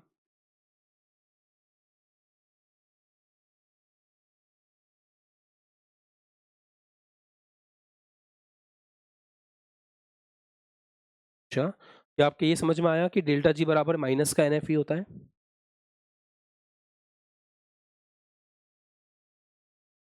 हाँ, हाँ माइनस होता है। आवेश जो है उसको अपन एन इंटू एफ लिख रहे हैं, क्योंकि 1 मोल इलेक्ट्रॉन का आवेश एफ होता है, एन मोल का होता है एन इंटू एफ, ये ठीक है। वोल्टेज वी की जगह अपन सेल का विभव ई ले रहे हैं, ये ठीक है। अच्छा, ई को यहीं रहने दो, माइनस के एन एफ को नीचे ले जाओ, तो ई बराबर हो जाएगा delta G R upon minus का एन एफ। यहाँ तक ठीक है। अब डेल्टा जी क्या है, एक बाह्य गुण है। बाह्य गुण का मतलब ये पदार्थ की मात्रा पर डिपेंड करता है। कैसे? अब डेल्टा जी का फॉर्मूला देखिए, उसमें एन आ रहा है ना, अगर एन बढ़ेगा तो ये बढ़ेगा, मतलब मोल क्या है, मात्रा ही है, मात्रा बढ़ेगा तो जी बढ़ेगा, मतलब ये मात्रा पे डिपेंड कर रहा है। एक्सट्रिंसिक प्रॉपर्टी हो गई, बाह्य गुण हो गया। पर जैसे अपन ने इसको नंबर ऑफ मोल से डिवाइड लगा दिया तो ये तो प्रति मोल हो गया, और प्रति मोल होते ही मोल पर निर्भरता हट गई, क्योंकि अब 5 होगा तो भी 1 मोल की निकल जाएगा, 10 होगा तो भी 1 मोल की निकल जाएगा, ये प्रति मोल हो गया ना। जैसे अपन ने दर कैलकुलेट कर ली, ऐसा समझ लो, प्रति मोल कैलकुलेट कर लिया, तो प्रति मोल के लिए कहानी फिर इस तरीके से। ठीक, फाइन, म्यूट कर लो खुद को। अब थोड़ा थर्मोडायनेमिक पॉइंट ऑफ व्यू से मैं एक बात बता रहा हूँ, उसको मतलब ज़्यादा दिल पे लेने वाली बात नहीं, काम की चीज़ें, बस सुन लो। जैसे ऐसा कुछ रिएक्शन हो रही हो कि A solid plus B 2 plus aqueous, ये कॉपर जिंक की तो है, जिंक प्लस कॉपर 2 प्लस से बन रहा है जिंक का 2 प्लस और कॉपर का सॉलिड, ऐसे कोई रिएक्शन हो रही है। बेटा जब भी कोई रिएक्शन होती है ना, थर्मोडायनेमिक्स में उसके लिए दो चीजें होती हैं बहुत काम की। पहली चीज होती है उसकी गिब्स रिएक्शन, जिसको बोलते हैं गिब्स ऊर्जा, जिसको बोलते हैं डेल्टा जी आर। एक होती है उसकी एंथैल्पी, जिसको बोलते हैं डेल्टा एच आर। ये दोनों ही बहुत काम की चीज है। हालांकि ये सब के बारे में आप वहां पढ़ोगे, मैंने आपको गिब्स ऊर्जा का मतलब बता दिया। इसका मतलब होता है कि कितना आपने विद्युत कार्य लिया है सेल से, वो डेल्टा जी है। या कितना ऊर्जा आगे पीछे हुई, वो डेल्टा एच आर है। अभी आप ऐसा समझ लो, यहाँ पे एक बहुत इंपॉर्टेंट टर्म है जिसको बोलते हैं गैल्वनी सेल दक्षता। बहुत ज्यादा पूछी जाती है ये टर्म, ईटा बोल देते हैं इसको कभी कभी, है ना। तो गैल्वनी सेल दक्षता का बस फॉर्मूला आपको याद रखना है जेई मेंस लेवल के लिए। फॉर्मूला क्या है? Delta G upon delta H into 100। वास्तव में ये कोई फॉर्मूला नहीं है, लॉजिक है बेसिक सा, कि जितनी ऊर्जा निकली तुमने यूज कितनी करी, उसका परसेंटेज। दक्षता का हमेशा से एक मतलब होता है आउटपुट अपॉन इनपुट इनटू 100। तो कितना निकला, आपने कितना यूज किया, मल्टीप्लाई बाय 100। और थर्मोडायनेमिक्स पढ़ेंगे तो और डिटेल में खोल के पढ़ेंगे, अभी आप इसको एज अ फॉर्मूला याद रख सकते हो, जिसमें डेल्टा जी मैंने आपको बता ही दिया। ये सेल के द्वारा कितना हमको वैद्युत कार्य मिला, ये उसको मापता है। ठीक है, यह है सेल से प्राप्त विद्युत कार्य से जुड़ा है, से जुड़ा है। थोड़ा थोड़ा थर्मोडायनेमिक्स का फील लेते हुए चलो, फिर जब थर्मो पढ़ोगे तो सब आपस में कनेक्ट हो जाए बहुत अच्छे से। और डेल्टा जो ई होता है वो तो आप समझ ही गए हैं कि ई सेल जो है, ई ऑक्स हो गया, ई सेल हो गया, ये सारे के सारे आपके आंतरिक गुण हैं। एक बार फिर से लिखते हैं कैप्सूल बना करके।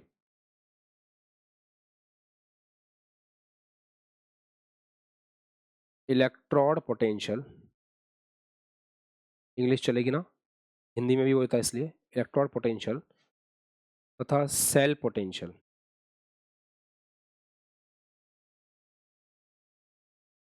बाह्य गुण नहीं है, आंतरिक गुण है।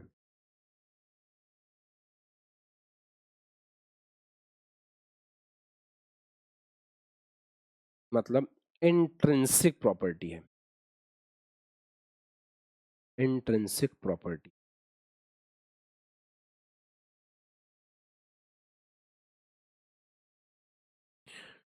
बेटा इंट्रिंसिक प्रॉपर्टी के लिए कुछ कुछ बातें पता होनी चाहिए, क्या हम वो बातें लिख लें एक बार अच्छे से? सबसे पहले ये पता होना चाहिए कि एक इंट्रिंसिक प्रॉपर्टी किस पर डिपेंड नहीं करती है। तो लिखें, यह है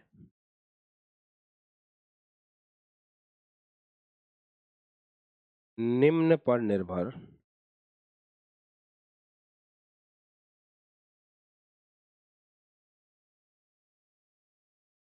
नहीं करती है।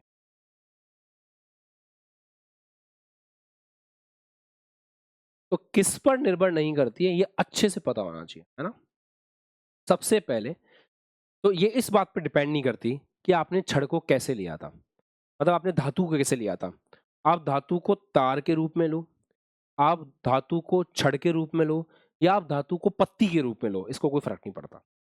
कैसे भी बना दो, मतलब इलेक्ट्रोड आप कैसा ही बना लो। ऐसा नहीं है कि आपने तार रखा, आपने छड़ रखी या आपने पत्ती रखी तो अलग अलग हो जाएगा। आंतरिक गुण है, इसको इन चीजों से मतलब नहीं है। तो फर्स्ट पॉइंट, इस पर निर्भर नहीं करती, वो लिख रहे हैं अपन। धातु को किस रूप में लिया है,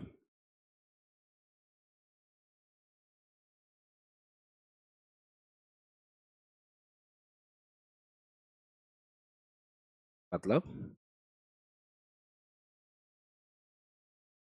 छड़ के रूप में लिया है,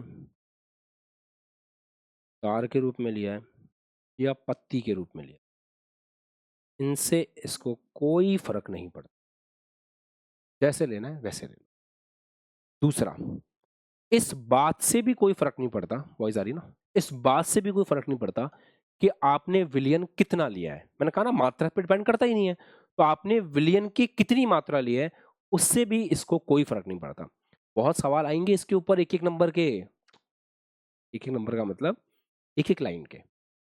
एक सिंपल लाइन का सवाल आएगा, ऐसे कर जाओगे आप। 1 नंबर वाला टाइम तो गया ना अपना। चलो, फिर वहां पे देख के सोचते रहोगे काश सर ने बता दिया होता। एग्जाम में सवाल आ जाएगा, हमने एक गैल्वेनी सेल लिया, उसमें छड़ को हमने एक पत्ती से रिप्लेस कर दिया, अब बताओ क्या फर्क पड़ेगा। सोचते रहोगे, वहां पे 5 मिनट खराब करोगे ना। तो विलियन की मात्रा पर निर्भर नहीं करता, लिख लें। विलियन की मात्रा को अंडरलाइन कर लें, विलियन की मात्रा पर, विलियन की मात्रा पर भी निर्भर नहीं। तो छड़ लो, वायर लो, जो मन करे वो लो, उस पर भी डिपेंड नहीं करता है। एक और बात, अगर आप किसी अभिक्रिया को लो और उस अभिक्रिया को किसी गुणांक से गुणा कर दो, किसी राशि से गुणा कर दो, उसकी रस समीकरण मिति को परिवर्तित कर दो, तो भी इनके ऊपर कोई प्रभाव नहीं पड़ता। तो लिखें, किसी अंक से गुणा करके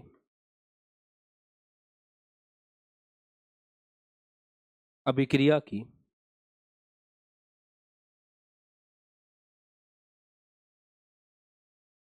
रस समीकरण मिति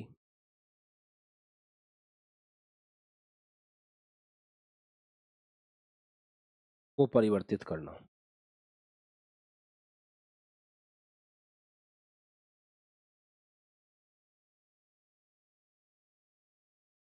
इससे भी इस पर बेटा कोई इफेक्ट नहीं पड़ता, ये एज इट इज बिल्कुल सेम की सेम रहती। अच्छा, इसका एक एग्जांपल देता हूं ताकि तुम्हें समझ में आए कि मैं क्या बोलना चाहता हूं।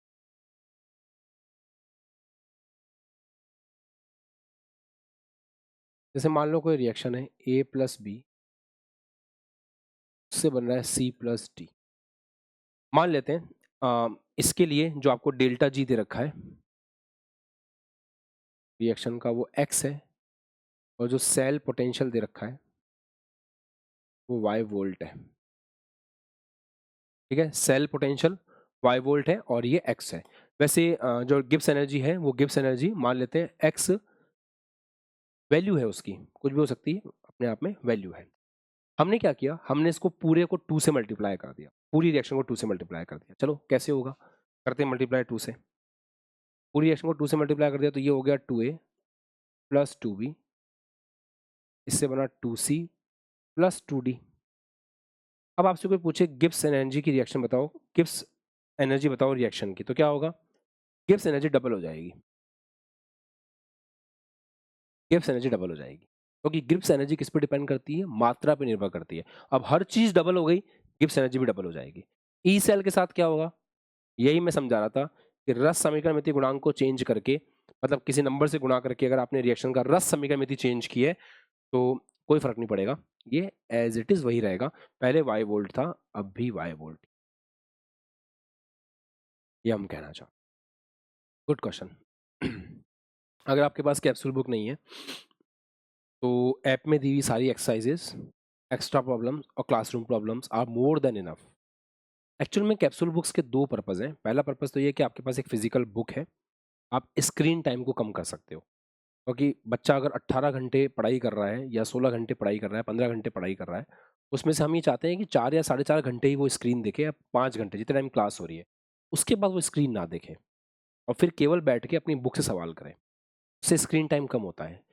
स्क्रीन टाइम बढ़ने के बहुत सारे नेगेटिव इफेक्ट्स हैं। आप मोबाइल देख रहे हो एप्लीकेशन के लिए, कुछ नहीं करना होता ना, आजकल कितना आसान है जीवन, कितना आसान होता है जीवन ना, बहुत ज़्यादा आसान जीवन है। आपको एक छोटा सा स्लाइड मारना होता है ऐसे, बस हल्का सा चेंज करना होता है, चेंज करते हो आप, और चेंज करते ही स्लाइड किया इंस्टाग्राम पे पहुंच जाओगे, स्लाइड किया यूट्यूब पे पहुंच जाओगे, फिर वहाँ क्या करोगे, टाइम पास। बहुत बहुत मुश्किल है। हमारे टाइम पे पढ़ाई बहुत आसान हुआ करती थी, डिस्ट्रैक्शंस ही नहीं थे, काय के डिस्ट्रैक्शन। छोटा सा डब्बा होता था फ़ोन, वो भी पापा के पास। हमें फ़ोन मिल जाए ये तो संभव ही नहीं है। मैंने पहला फ़ोन अपने पैसों से खरीदा था जब मैंने पढ़ाना शुरू किया था। उस टाइम मैंने फर्स्ट फ़ोन परचेज़ किया था खुद के लिए। बाकी घर में मेरे पास एज़ सच कोई फ़ोन नहीं हुआ करता। डिस्ट्रैक्शंस नहीं थे। अब फ़ोन नहीं है तो इंटरनेट नहीं है, पहला डिस्ट्रैक्शन गया। फ़ोन नहीं है तो बात किससे करेंगे, वो दूसरा सबसे बड़ा डिस्ट्रैक्शन गया। समझ गए? ये कहानी है। फ़ोन एक सबसे बड़ा डिस्ट्रैक्शन है, पर टेक्नोलॉजी है भाई, यूज़ तो करना पड़ेगा। इसीलिए अगर आप खुद को लेकर के बिल्कुल डिसिप्लिन्ड हो, अनुशासित हो, तब तो आप कोई दिक्कत नहीं है। बजट की प्रॉब्लम है, बुक नहीं ले सकते हैं, सर अमाउंट नहीं है, पर हम डिसिप्लिन्ड हैं, बुक इज़ सफिशिएंट। डिसिप्लिन्ड नहीं हो और फिर फ़ोन से पढ़ रहे हो, गड़बड़ हो जाएगी। इसलिए हम अटल बैच के बच्चों के साथ रिस्क लेते ही नहीं है, क्योंकि एक तो वो ड्रॉप लेके बैठे हैं, 1 साल उन्होंने ड्रॉप किया है, तो हम ये मान के चलते हैं कि वो ड्रॉप ले रहे हैं, तो पहली बात तो उनका स्कूल नहीं है, डिस्ट्रैक्शन वैसे ज़्यादा होगा लाइफ में, कोई कहने वाला ही नहीं है कुछ भी, तो हम उनको बुक थोपते हैं उनके ऊपर कि तुम्हें बुक लेनी ही पड़ेगी। इसलिए उनके बैच के साथ में बुक इंक्लूडेड है, क्योंकि उनके पास चॉइस नहीं है। आशा बैच के बच्चे को हम चॉइस देते हैं। अब देख लो आप कितने डिसिप्लिन्ड हो, उसके अकॉर्डिंगली कर लो, है ना? चलिए, तो ये डिपेंड किस पे करेगा? अब अगला टॉपिक ये आता है कि ई-सेल इन चीज़ों पे डिपेंड नहीं कर रहा है, तो फिर डिपेंड किस पे करेगा? देखो, कोई भी इंट्रिंसिक प्रॉपर्टी किस-किस पे डिपेंड कर सकती है, अब उसके बारे में हम बात करते हैं। तो लिखें, ई-सेल की निर्भरता। अब ये समझेंगे कि डिपेंड किस पे करेगा। तो अब हम देख रहे हैं,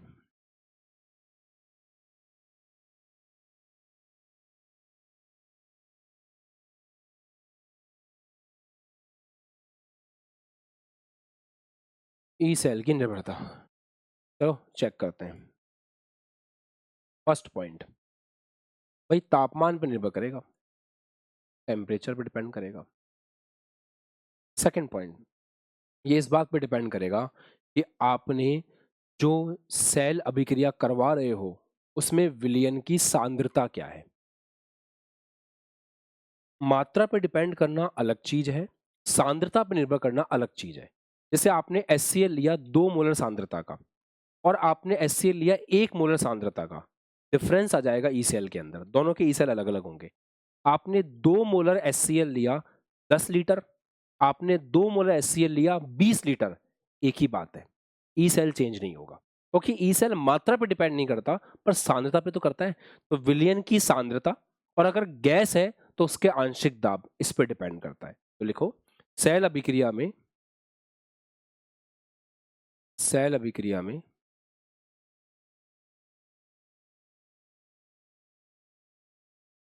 अब अगर विलयन है तो विलयन की सांद्रता पर, सेल अभिक्रिया में विलयन की जो सांद्रता है उस पर,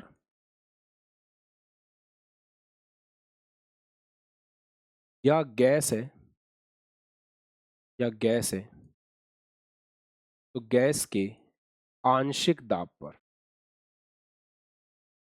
गैस है तो गैस के आंशिक दाब,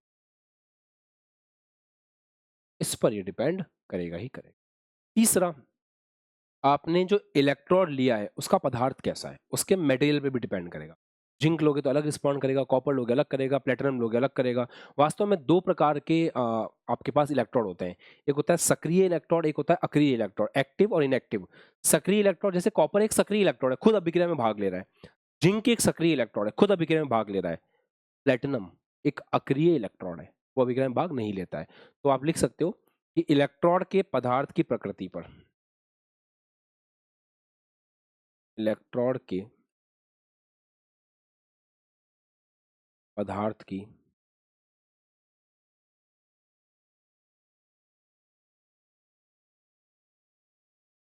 प्रकृति कैसे लिखते हैं यार, कैसे लिखते हैं प्रकृति पर। हाँ, ये तीन चीजों पर डिपेंड कर लेगा बस, इसके अलावा तो क्या है, भी नहीं है। डन, लिख लो। अब हम देखेंगे कि IUPAC ने सेल को रिप्रेजेंट करने का क्या तरीका बता रखा है। तो सेल का निरूपण, IUPAC सेल निरूपण,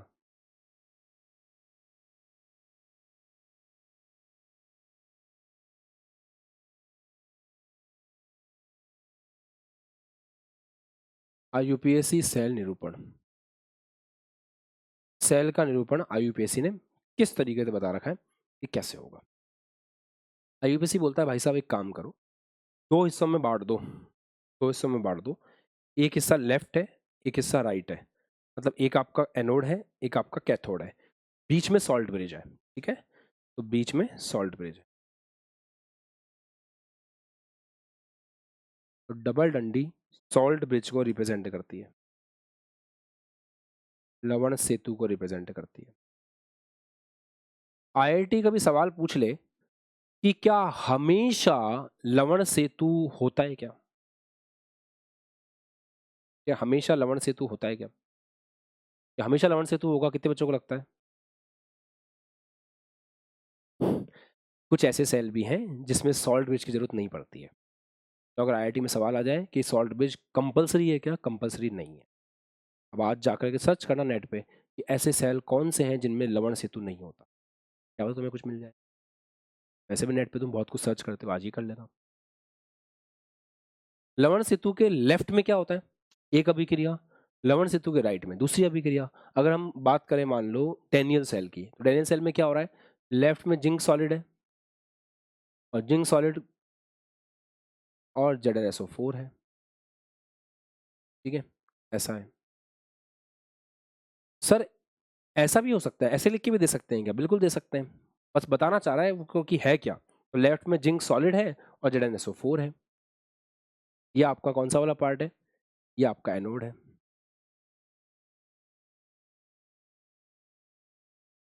ठीक है, राइट में क्या है? राइट में कॉपर सल्फेट है जो एक्वस फॉर्म में है और साथ में कॉपर है जो सॉलिड फॉर्म में है। ये वाला हिस्सा कौन सा है? ये वाला हिस्सा कैथोड है। अब थोड़ा सा बोर्ड में जो आसान तरीके से पढ़ा था ना उसको भूलो। पहली बात, ये कंपलसरी नहीं होता है कि वो हमेशा इस डंडी के इधर और उधर ये लिखेगा कि कौन किस में कन्वर्ट हो रहा है। जैसे बोर्ड में हम क्या पढ़ते हैं, या जिंक लिखा है या Zn2+ लिखा है, मतलब जिंक कन्वर्ट हो रहा है Zn2+ में। ऐसा कुछ नहीं है, ऐसा कंपलसरी नहीं है। ये जो डंडी है ना, इस डंडी का केवल एक काम है, दो अवस्थाओं को अलग करना। दो अवस्थाओं को अलग करना जो आपस में संपर्क में है। अगर उनकी अवस्थाएं अलग अलग हैं तो डंडी की सहायता से हम उसको अलग करते हैं। और अगर दो ऐसे पदार्थ हैं जिनकी अवस्था सेम है तो उनको कॉमा से अलग करेंगे। जैसे मान लो आपने इलेक्ट्रोड बनाया, एग्जाम्पल दे रहा हूं, उसमें ए आपका एक्वस है और बी भी आपका एक्वस है, दोनों सेम अवस्था में आपस में जुड़े हुए हैं, तो कॉमा लगेगा। दूसरी चीज, डंडी के इधर और उधर क्या है, ये केवल इतना बताता है कि लेफ्ट हैंड साइड पे दो लोग कांटेक्ट में जुड़े हुए हैं। कौन? एक जिंक सॉलिड जुड़ा हुआ है ZnSO4 से। डंडी क्यों है? क्योंकि ये ठोस है और ये एक्वस है। बस इतना बताता है। रिएक्शन क्या होगी क्या नहीं होगी वो तुम्हें सोचना है। हम क्या सोचेंगे? इलेक्ट्रोकेमिकल सीरीज से। वो कब पढ़ेंगे? पढ़ेंगे अगली क्लास में, 6 लेक्चर पढ़ना है, सब कुछ सीखेंगे। पर ये कंपलसरी नहीं है। बोर्ड में ऐसा कंपलसरी करके पढ़ा देते हैं, ये Zn सॉलिड है, इस Zn2+ बन रहा है, आहा बच्चे बड़ा मस्त लगता है। जेई में सवाल आएगा ना, उसमें आपको खुद ढूंढना पड़ेगा कि रिएक्शन क्या हो रही है क्या है। तो ये रिप्रेजेंट कर रहा है आपके एनोड को, ये आपकी ऑक्सीकरण अर्ध अभिक्रिया को रिप्रेजेंट कर रहा है, या ऑक्सीकरण अर्ध सेल को रिप्रेजेंट कर। थोड़ा कॉमन सेंस से काम करना होगा। हाँ? और ये किसको रिप्रेजेंट कर रहा है? ये आपके कैथोड को रिप्रेजेंट कर रहा है। हाँ, ये सही है कि यहाँ हमेशा ऑक्सीकरण, वहां हमेशा अपचयन, ये बात सही है ना। ये आपके अपचयन अर्ध सेल को रिप्रेजेंट।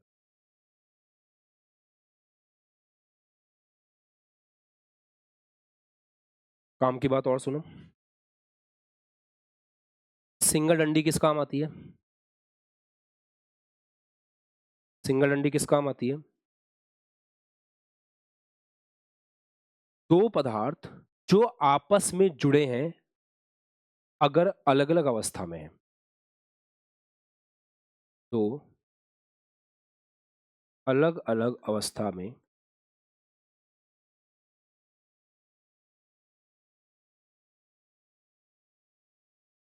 जुड़े पदार्थ संपर्क में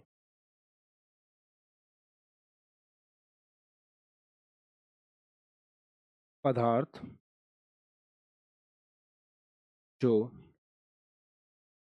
अलग अलग अवस्था में आपस में संपर्क में है,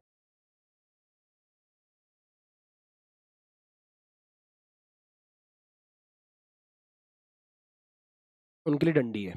ठीक है, और कॉमा किसके लिए है? कॉमा तब है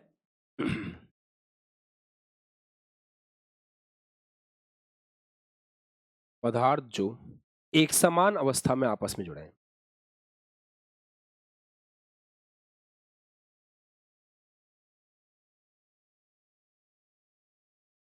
पदार्थ जो एक समान अवस्था में आपस में सेम फेज में आपस में कनेक्टेड। लिख लो। कुछ क्वेश्चन देखते हैं इसके। सवाल से पहले एक कहानी और है छोटी सी, वो भी सुननी पड़ेगी।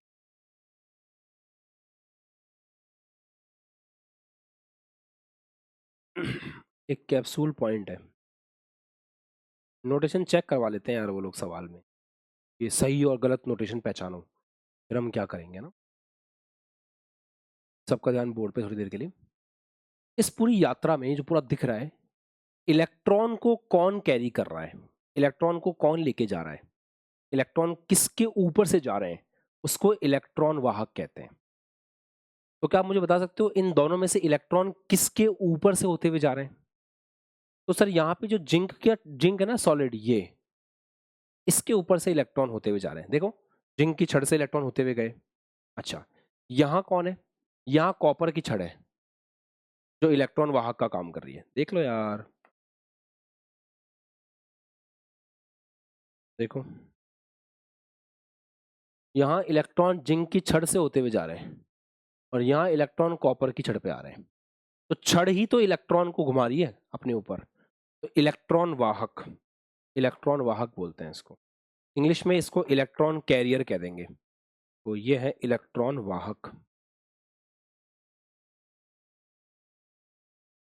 बोले तो इलेक्ट्रॉन कैरियर, इलेक्ट्रॉन वाहक, इलेक्ट्रॉन कैरियर। अब एक इंपॉर्टेंट कैप्सूल बता रहा हूं जिसको अच्छे से ध्यान रखना है। लिखो, सब लोग कॉपी करो साथ साथ। गैस इलेक्ट्रोड के लिए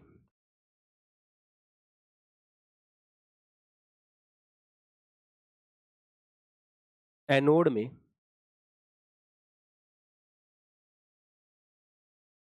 गैस को एनोड में गैस को एनोड में गैस को इलेक्ट्रॉन वाहक के बाद में लिखना है।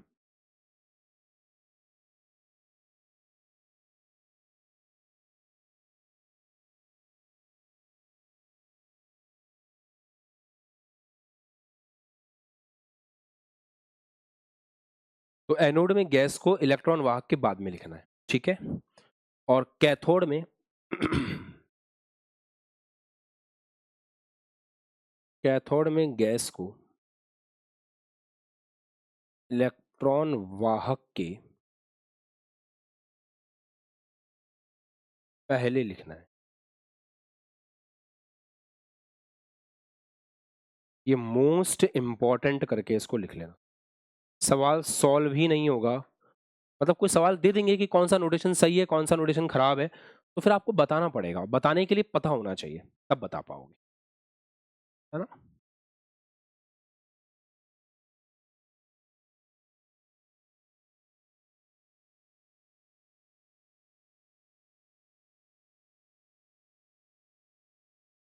किसी रिएक्शन के एग्जांपल समझ लेते हैं। जैसे मान लो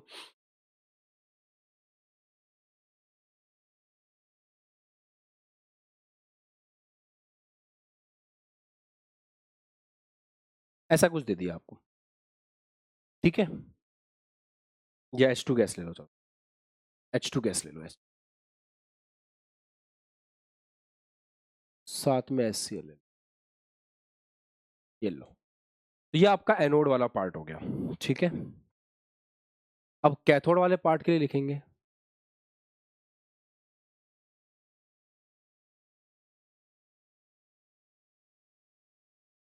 ये देखो, सबका ध्यान बोर्ड पे।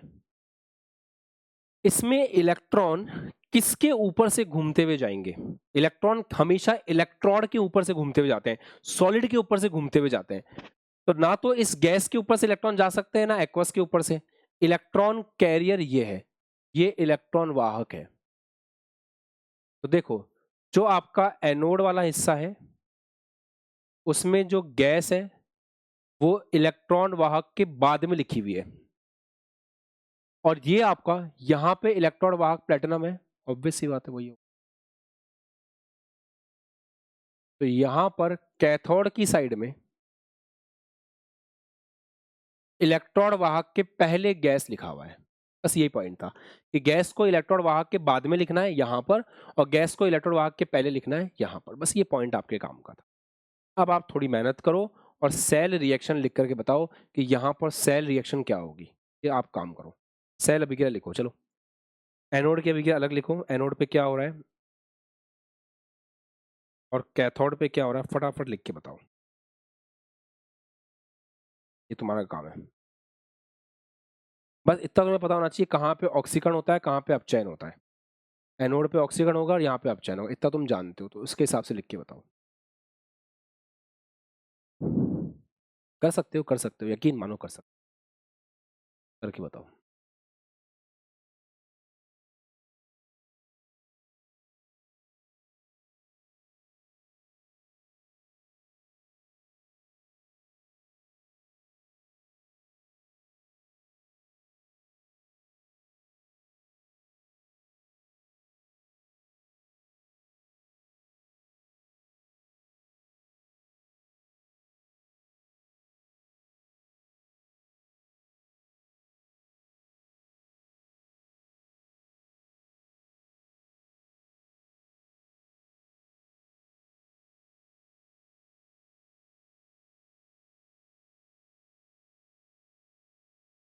क्या बेटा, हो गया? अच्छा देखो, एनोड पे क्या करवाना है अपन को, देख के समझ में आना चाहिए ना कि एनोड पे अपन को ऑक्सीकरण करवाना है। ऑक्सीकरण कैसे होगा, H2 गैस है, तो H2 गैस, ऑक्सीकरण मतलब इलेक्ट्रॉन का दान करना, तो 2 इलेक्ट्रॉन का दान करेगी, 2H प्लस बनाएगी। ऐसा यहाँ पे होगा, है ना? अच्छा, इधर क्या होगा, इधर कॉमन सेंस होना चाहिए। Common sense is not common but होना चाहिए। कि होना क्या है, ये 2 इलेक्ट्रॉन ग्रहण करने हैं। इलेक्ट्रॉन कौन ग्रहण करता है, Cl माइनस इलेक्ट्रॉन ग्रहण करता है या Cl ग्रहण करता है? देखो, मैंने आपको एक इंपॉर्टेंट बात बोली थी, इस डंडी का मतलब ये नहीं होता है, ये आपको ये बताती है कि इससे इसमें कन्वर्ट हो रहा है, ऐसा नहीं होता। तो क्या आपने ये तो नहीं सोच लिया कि Cl माइनस के Cl में K प्लस और Cl माइनस है, तो Cl माइनस इलेक्ट्रॉन को ग्रहण करके Cl बनाएगा? नहीं ना, इलेक्ट्रॉन ग्रहण कौन करता है, Cl करता है। तो यहाँ अभिक्रिया क्या होगी, Cl2 2 इलेक्ट्रॉन ग्रहण करेगा, गैस ही है ना, Cl2 2 इलेक्ट्रॉन ग्रहण करेगा और 2 Cl माइनस बनाएगा, ये अभिक्रिया।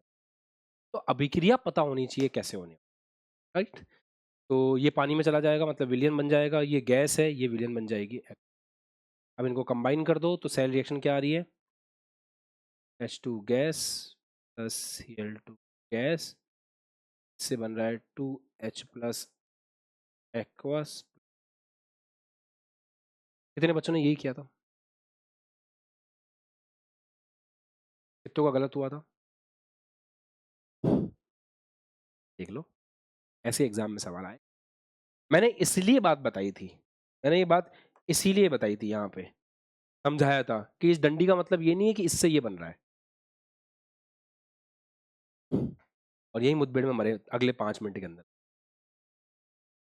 हाँ, इलेक्ट्रॉन कैरियर, आवेश वाहक, या जिसको अपन सामान्य भाषा में इलेक्ट्रोड भी कहते हैं, वो 2 प्रकार के होते हैं, एक होता है सक्रिय, एक होता है अक्रिय। छोटा सा पॉइंट बना के लिख लेते हैं।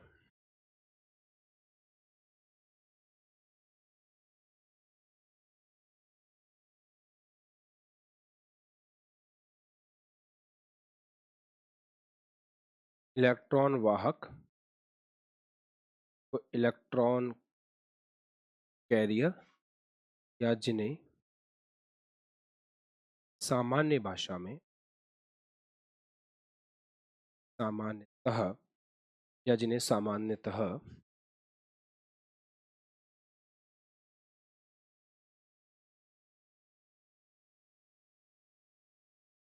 इलेक्ट्रोड भी कहा जाता है।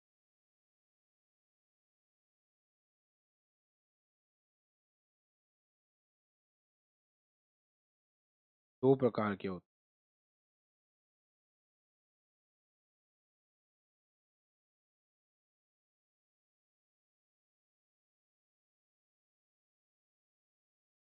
एक्टिव,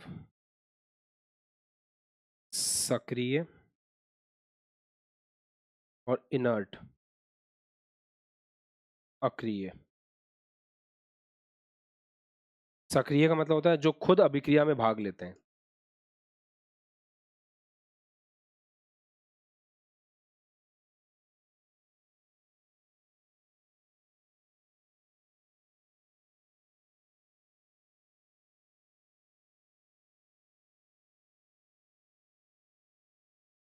और अक्रिय, सक्रिय का एग्जाम्पल कॉपर जिंक, ये इलेक्ट्रॉन खुद रिएक्शन में बांट लेते हैं ना, तो जैसे कॉपर जिंक डैनियल सेल के अंदर है ना।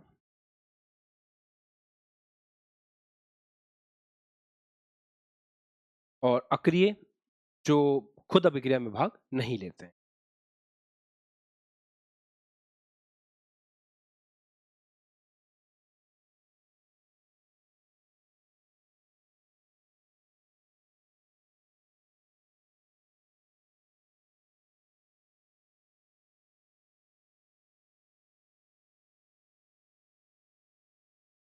जैसे प्लेटिनम एसएचई में, प्लेटिनम खुद कहाँ रिएक्शन करता है ना। एक एग्जांपल आपसे और करवाता हूँ, देखते हैं आप सही से कर पाते हो क्या। आपको सेल रिएक्शन लिख के मैं सवाल दे रहा हूँ।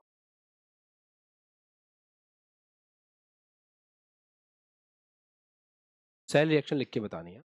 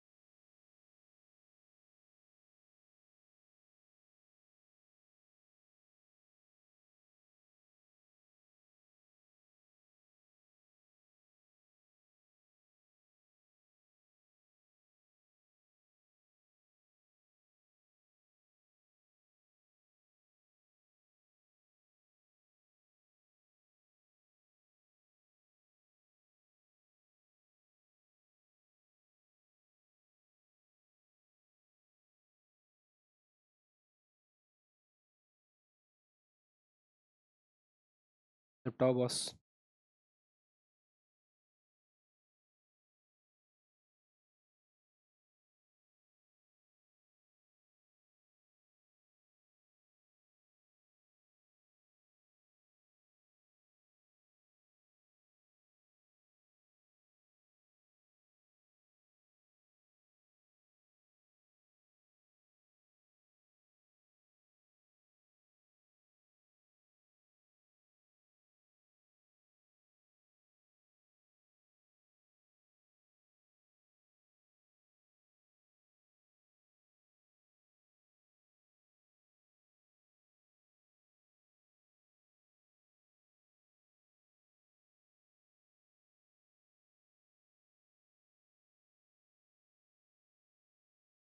डन है। हाउ डू यू फील, हो गया सवाल। अच्छा, ये कॉमा वाला एग्जांपल मिल गया तुम्हें, मजा आया। ये कॉमा वाला एग्जांपल, दोनों एक ही अवस्था के थे ना बेटा और कांटेक्ट में थे, तो इसलिए कॉमा। जरूरी नहीं वो डंडी मिलेगी हमेशा, कॉमा भी मिल सकता है। यहाँ तो क्लियरली समझ में आ रहा है ऑक्सीकरण करवाना है, पहली बात तो है ना, इधर तो ऑक्सीकरण करवाना है, तो ये इस तरफ ऑक्सीकरण करवाना है। हाँ ऑक्सीकरण होना है तो फिर लोड ही नहीं है। ऑक्सीकरण क्या होता है, इलेक्ट्रॉन का दान करना, तो बस सिंपल है, Fe2+ इलेक्ट्रॉन का दान करके Fe3+ बना रहा होगा। अच्छा, इसकी रिएक्शन कैसे लिखेंगे, यहाँ अपचयन करवाना है। अपचयन का मतलब क्या होता है, इलेक्ट्रॉन ग्रहण करना। तो इलेक्ट्रॉन कौन ग्रहण कर सकता है, सोचने वाली बात है भाई। H2SO4 में H+ आयन है, H+ आयन ही तो इलेक्ट्रॉन ग्रहण कर सकते हैं। H2 गैस तो इलेक्ट्रॉन ग्रहण करेगा नहीं। दो बातें बिल्कुल क्लियर रखो दिमाग में, उधर ऑक्सीकरण इधर अपचयन। ऑक्सीकरण का मतलब इलेक्ट्रॉन का दान करना, तो Fe3+ इलेक्ट्रॉन का दान करके Fe2+ तो बना नहीं सकता, इलेक्ट्रॉन निकलने से पॉजिटिव चार्ज बढ़ता है ना। तो Fe2+ ही इलेक्ट्रॉन का दान करके Fe3+ बना रहा है, कंफर्म्ड। कंफर्म्ड। इधर इसमें इसमें अपन को इलेक्ट्रॉन ग्रहण करवाना है, तो इलेक्ट्रॉन तो H प्लस ही ग्रहण कर सकता है, तो 2H प्लस 2 इलेक्ट्रॉन ग्रहण करके H2 गैस बनाए, तभी रिएक्शन पूरी हो सकती है। एक H प्लस इलेक्ट्रॉन ग्रहण करके H तो बना नहीं सकता, 2H प्लस को 2 इलेक्ट्रॉन ग्रहण करके H2 गैस बनाना पड़ेगा। उत्पाद ऐसा तो बनेगा ना जो जिंदा रहे, काम का हो, उत्पाद तो ऐसे ही बनेगा। अच्छा, मैंने क्या बताया, दोनों में इलेक्ट्रॉन बराबर होने चाहिए, अगर दोनों में इलेक्ट्रॉन बराबर नहीं है तो मल्टीप्लाई बाय 2 करेंगे आप। यहाँ पे 2Fe2 plus 2Fe3 plus 2 electron 2H plus 2 electron, yes yes.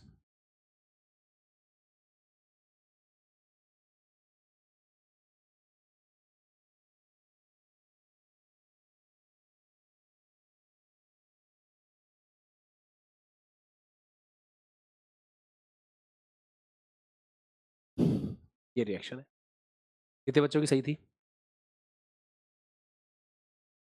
चलो फिर सीख गए तुम लोग, आगे बढ़ेंगे अब अगली क्लास में। हाँ? आज फिजिक्स की क्लास का टाइमिंग गड़बड़ हो गया है, तो DYQs वगैरह करो, देखते हैं बीच में कोई स्लॉट निकाल के करते हैं। और क्या हाल चाल है DPPs के, एक्स्ट्रा प्रॉब्लम्स कर रहे हो? सॉल्यूशन की एक्स्ट्रा प्रॉब्लम कितने बच्चों ने कर ली ट्राई पूरी तरह से? कर ली है?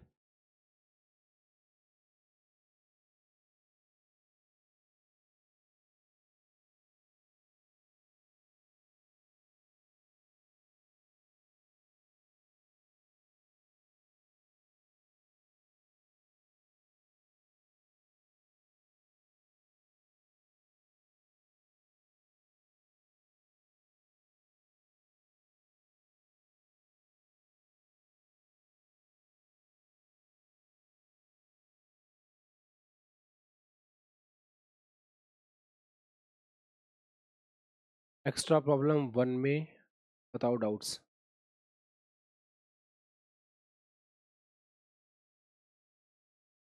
चलो करें, देखें एक बार, जितने बच्चों ने, एक ईमानदारी रखना थोड़ी सी, जितने बच्चों ने किया है ना, केवल वही हाथ ऊपर करना जिन्होंने किया है, अदरवाइज चुपचाप बैठ रहना बाकी सारे।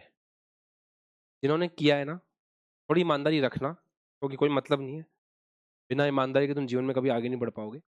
जिन्होंने एक्स्ट्रा प्रॉब्लम सच में की है, वो हैंड रेज करके छोड़ दो अपने उसमें, जो आपके ऐप में रिएक्शन वाला है ना, उसमें हैंड रेज करके छोड़ दो। जिन्होंने की है सारी प्रॉब्लम्स, आलतू फालतू नहीं, जिन्होंने की है।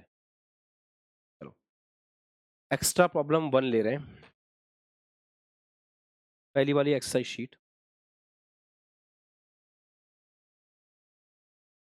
सॉल्यूशन नाम का चैप्टर, निकाल लो कौन कौन से डाउट्स हैं।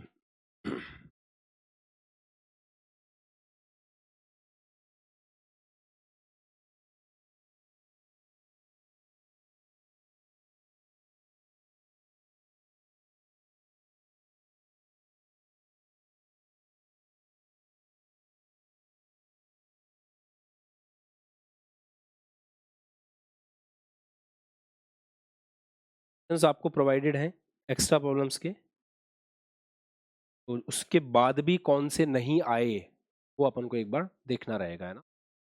प्रियांशु फटाफट से बता दो कि कौन सी प्रॉब्लम्स नहीं हुई अपन से, है ना, एक्स्ट्रा प्रॉब्लम 1 में। इसमें 35 क्वेश्चंस थे।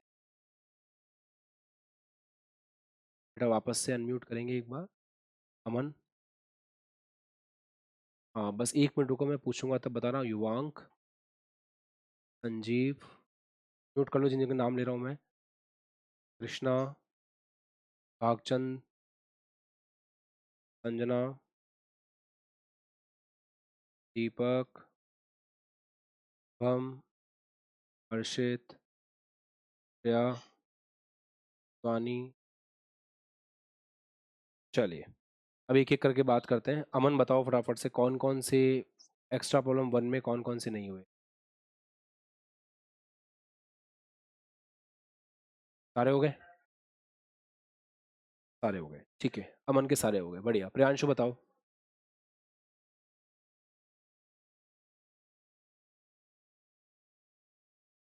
प्रियांशु बताओ,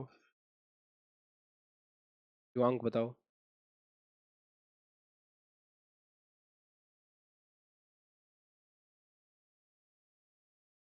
EP1 में, EP1 सबकी हो गई?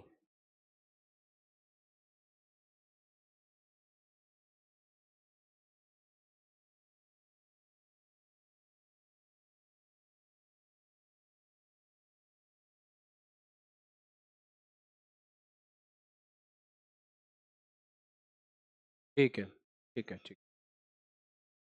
एक काम करते हैं, दूसरा तरीका अपनाते हैं। अ,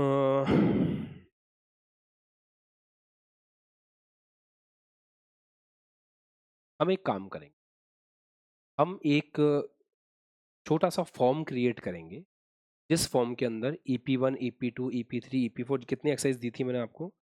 मैंने आपको 7 एक्सरसाइज दी थी, है ना? 7 एक्सरसाइज में जितनी भी क्वेश्चंस हैं, वो सारे के सारे क्वेश्चंस वहां पे मेंशन है, राइट? कल या परसों में जिन बच्चों ने सारी एक्स्ट्रा प्रॉब्लम्स ट्राई कर ली होंगी, एक छोटा सा सेशन होगा, उनके रजिस्टर चेक होंगे। उस सेशन के अंदर उन्हीं बच्चों को ज्वाइन करना है जिन्होंने एक्स्ट्रा प्रॉब्लम्स कर ली है। मैं फिर से बोल रहा हूँ, क्योंकि अगर आप ऐसे बच्चे निकले जिन्होंने एक्स्ट्रा प्रॉब्लम सॉल्व नहीं करी है और फिर आकर के डाउट पूछ रहे हो, मैं हमेशा के लिए क्लास से बाहर निकाल दूंगा। हमेशा के लिए मतलब हमेशा के लिए, और बैच से भी बाहर निकाल दूंगा। तो जिन बच्चों ने एक्स्ट्रा प्रॉब्लम्स कर रखी होंगी उनको एक गूगल फॉर्म मिलेगा। जैसे ही वो उस पर क्लिक करेंगे, साफ साफ लिखा होगा EP1, EP2, EP3, EP4 ऐसे नंबर लिखे होंगे। जो सवाल उनको समझ में नहीं आया, सॉल्यूशन देखने के बावजूद, क्योंकि सॉल्यूशन अवेलेबल है इसका, रिटर्न सॉल्यूशन, जो सवाल नहीं आया वो उस पर क्लिक कर देंगे।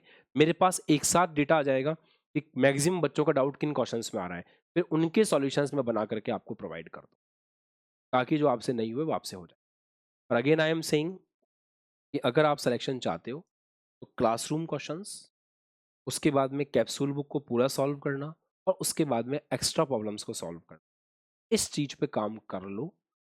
अदरवाइज बहुत बुरे मरोगे, नहीं होगा सर। जिसने क्लासरूम एग्जाम्पल्स नहीं किए, जिसने पूरी कैप्सूल बुक सॉल्व नहीं करी, जिसने एक्स्ट्रा प्रॉब्लम सॉल्व नहीं करी, उनका सिलेक्शन नहीं हो, उनसे सवाल नहीं बनेंगे एग्जाम। और जो टेस्ट को सीरियसली नहीं ले रहे, कुछ गधे यहाँ पे ऐसे बैठे हैं जो 10 मिनट के अंदर टेस्ट आते हैं, 10 मिनट में 3-4 सवाल करते हैं और निकल जाते हैं। क्यों माँ बाप का पैसा और टाइम बर्बाद कर रहे हैं? क्यों उनकी हार्ड अर्न मनी को वेस्ट कर? 6,000 रुपये का तुमने बैच लिया, जिसमें भाई 25 रुपये की तुमने किताबें मंगा ली, बाकी तुम्हारा बैच चल रहा है, क्यों जबरदस्ती बदनाम करने में तुले हो माँ बाप को और हमको भी साथ? क्योंकि हम तो यहाँ पे ऐसा पढ़ा रहे हैं कि सारे सवाल बने। एक बच्चा कह रहा है मैंने पूरे सवाल कर लिए 35 के 35, और एक बच्चा यहाँ ऐसा भी बैठा होगा जिसने सवाल ही नहीं लगाया, कल को उसका सिलेक्शन हो जाए तो फिर मत बोलना। और वो भी अगर ओवर कॉन्फिडेंस में आ जाएगा तो उसका सिलेक्शन नहीं होगा। गेम बहुत डिफरेंट है। जो बच्चा स्टार्टिंग में अच्छा कर रहा है, बीच में आकर के लापरवाही कर गया, नहीं होगा सिलेक्शन। तो कोई शौक वाली बात नहीं है कि तुम बाद में ढूंढो रिजल्ट में कि एक बच्चा ऐसा था जो हमेशा जवाब देता था, जो हमेशा सवाल लगाता था, जिसके टेस्ट में हमेशा अच्छे नंबर आते थे, उसका भी सिलेक्शन नहीं हुआ। क्योंकि बच्चों में आत्मविश्वास और विश्वास और अहंकार, इसमें बहुत छोटा सा लाइन होता है, छोटा सा डिफरेंस होता है। मैं कर सकता हूँ, ये आपका कॉन्फिडेंस है। मैं ही कर सकता हूँ, ये आपका अहंकार है। अहंकार मार देगा आपको, क्योंकि तुम अच्छा पढ़ लिए, तुम्हारे नंबर अच्छे आ गए कितने सब्जेक्ट्स के अंदर, एक सब्जेक्ट में सिलेक्शन तो नहीं होगा। तुमने तीनों सब्जेक्ट पढ़े और 3-3 चैप्टर चल रहे थे, सब में अच्छे से मेहनत करी, अच्छा रिजल्ट आता रहा, आगे मेहनत करना छोड़ दिया, सिलेक्शन नहीं होगा। तो कभी कभी कुछ बच्चे ऐसे होंगे जो पूरे साल मुझसे बिल्कुल भी बात नहीं की, जिनको मैं नहीं जानता बाय नेम, और चुपचाप किसी कोने में बैठ करके अपने बैच से चुपचाप पढ़ाई कर रहे होंगे। लास्ट में उनका जब रिजल्ट आएगा तो मुझे पता चलेगा कि हाँ ये बच्चा था। ऐसे में दिखते हैं कुछ बच्चों के नाम ऐसे जो क्वांटल लेक्चर में नहीं होते, जो नॉर्मल लाइफ में भी नहीं होते। वो बच्चों के पास नेट नहीं है तो वो रिकॉर्डेड देखते हैं। ऐसे बच्चे भी निकल के आएंगे। और कुछ ऐसे भी होंगे जो कंसिस्टेंसी के साथ में पूरे साल पढ़ रहे होंगे, लास्ट में सेलेक्ट होंगे, मुझे उनका नाम भी पता होगा। ऐसे बच्चे भी। तुम्हें किस कैटेगरी में फिट होना है तुम देख लो, क्योंकि रोज पढ़ना पड़ेगा, रोज कुआं खोदना है, रोज पानी पीना है।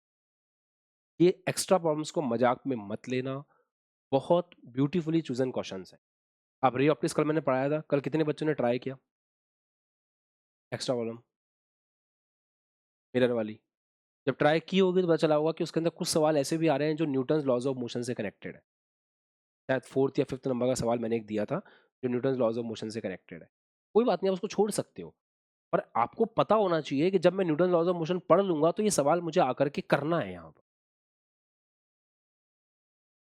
और ये एक्स्ट्रा प्रॉब्लम्स केवल बनाई गई हैं क्योंकि आप लोग डिमांड कर रहे थे कि हमारी कैप्सूल बुक सॉल्व हो जाती है, हमारे पास टाइम बचता है, हम क्या करें, तो हमने एक्स्ट्रा प्रॉब्लम्स बनाए और इतनी मजेदार बना दी हैं। हाँ, एक और बात, किसी बच्चे को लग रहा है कि यार कैप्सूल बुक सॉल्व नहीं हो पा रही है, हम ऑनलाइन पढ़ रहे हैं, हमारे पास कैप्सूल बुक नहीं है, कोई बात नहीं, आप डीपीपी छोड़ दो, आप केवल एक्स्ट्रा प्रॉब्लम्स कर जाओ, चल जाएगा। केवल एक्स्ट्रा प्रॉब्लम्स कर, वो भी चल जाएगा। हमने उसमें भी थोड़ा लेवल मेंटेन किया हुआ है, हमने अपने आप ही हाँ, उसमें ऐसा होगा कि लेवल यूं जाएगा, मतलब कैप्सूल बुक में क्या है, लर्नर, फिर एक्सपीरियंस बिल्डर, फिर एग्जाम क्रैकर, धीरे धीरे स्टेप बाय स्टेप है। उसमें एक्स्ट्रा प्रॉब्लम्स में यूज आता है ग्राफ, तो कुछ क्वेश्चन आपको एकदम पीक पे मिलेंगे, कुछ क्वेश्चन आसान मिलेंगे, करके देखना उस एक्सरसाइज को, मजा आएगा आपको। कुछ बहुत अच्छे क्वेश्चंस मिलेंगे, कुछ एकदम बेसिक मिलेंगे, वो मिक्स क्वेश्चंस है क्योंकि उसका पर्पज है एक्स्ट्रा प्रॉब्लम्स, नाम के अंदर ही आ रहा है। तो कुछ नहीं हो रहा है तो वो कर लो, पर करो। आपके पास आपका क्लासरूम का रजिस्टर से ज्यादा इंपॉर्टेंट रजिस्टर वो है जिसमें आप डीपी सॉल्व कर, भर जाने चाहिए पेन, भर जाने चाहिए रजिस्टर, दबा के सवाल करो, कोई एक्सक्यूज नहीं है। दिन भर क्वेश्चंस करो, अटल बैच के बच्चे 12-12 घंटे सवाल लगाओ, जितना कर सकते हो उतना। जो पढ़ा रखा है उसमें से ही सवाल आएगा, उसमें से ही कंसेप्ट आएगा, कंसेप्ट बाहर नहीं जाएगा। पर करो मेहनत, भरो रजिस्टर अपने, चलाओ पेन, घिसो थोड़ा सा खुद को, क्योंकि 15 में से 5 सवाल तो बनेंगे भाई। तुम्हें अंदाजा है 4 सवाल सही करके आ जाओगे ना मैथ्स के अंदर तो भी तुम्हारी परसेंटेज अच्छी आ जाएगी। कभी कभी इतना टफ पेपर आता है मैथ्स का, तुम्हें नहीं पता, तुम पढ़ते रहो, बस सवाल लगाते रहो, तुम्हें अंदाजा भी नहीं लगेगा तुम्हारी कब 98 99 परसेंटाइल बन जाएगी। और तुम्हें अंदाजा है 98 परसेंटाइल के ऊपर तुम्हें एनआईटी आराम से मिल जाएगा, पता ही नहीं तुम्हें, 98 परसेंटाइल पे तुम्हें एनआईटी आराम से मिल जाएगा। कितने बच्चे यहाँ पे ऐसे हैं जो कैटेगरी वाले बच्चे, जिनकी कैटेगरी है वहाँ बेनिफिट मिलेगा। कितने बच्चे ऐसे हैं जिनकी मंथली, जिनकी फैमिली इनकम मतलब कम है, ईडब्ल्यूएस कैटेगरी बोलते हैं, कितने बच्चे ऐसे हैं, मैक्सिमम बच्चे। तो आपको समझ आ रहा है कि आपको बेनिफिट्स मिल रहे हैं, यूज करना आपके ऊपर। आप आईआईटी बॉम्बे भी जा सकते हो और आपको एनआईटी भी आपको ट्रिपल आईटी मिल सकती है। नाम सुना है ट्रिपल आईटी का? Triple ITs are best.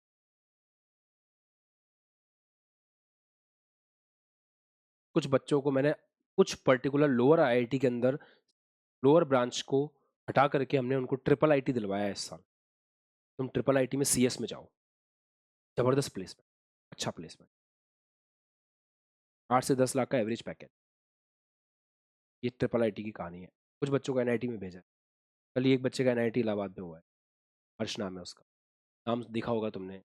अभी हम सबका नाम इसलिए नहीं बता रहे क्योंकि अभी सबके काउंसलिंग प्रोसेस चल रहे हैं, अभी 4th काउंसलिंग हुई है 3rd जुलाई को, जोसा की चल रहा है, अभी प्रोसेस चलेगा वो जुलाई एंड तक। सब काउंसलिंग में पार्ट ले रहे हैं, लास्ट में फाइनलाइज होगा किसको क्या कॉलेज मिला। बट यस, कुछ बच्चे आईआईटी के ऊपर चूज करते हैं ट्रिपल आईटीज को। अपन तो बस एक ही बात जानते हैं, आईआईटी, एनआईटी, ट्रिपल आईटी, हमको तो यही पता है। और some triple ITs are better than IITs, some NITs are better than IITs. IIT में लोअर ब्रांच से बेहतर होता है एनआईटी के अंदर अपर ब्रांच। बहुत सारा खेल है, वो बाद में सीखेंगे। और कहने का मतलब ये है कि ये बच्चे अपना भविष्य सुधार चुके हैं, ये लाइफ में कुछ कर लेंगे अब। एक बार कॉलेज में चले गए और वही वही फीस है सेम, जो आप किसी फुद्दू से कॉलेज से बीएससी करोगे ना, वहाँ जो फीस लगेगी वही फीस है। पढ़ लो अच्छे से, एएसएल में काम कर लेना यार 4 साल, 1 घंटा निकाल लेना डेली का, 1-2 घंटे निकाल लेना, आउट ग्रुप संभाल लेना, बच्चों की गाइड हेल्प कर देना, ट्यूशन फीस जितना तो तुम हमसे ही कमा लोगे। काहे परेशान, ऐसा मत सोचना कि हमारा सिलेक्शन हो गया पैसे कहाँ से आएंगे, सिलेक्शन तो लो,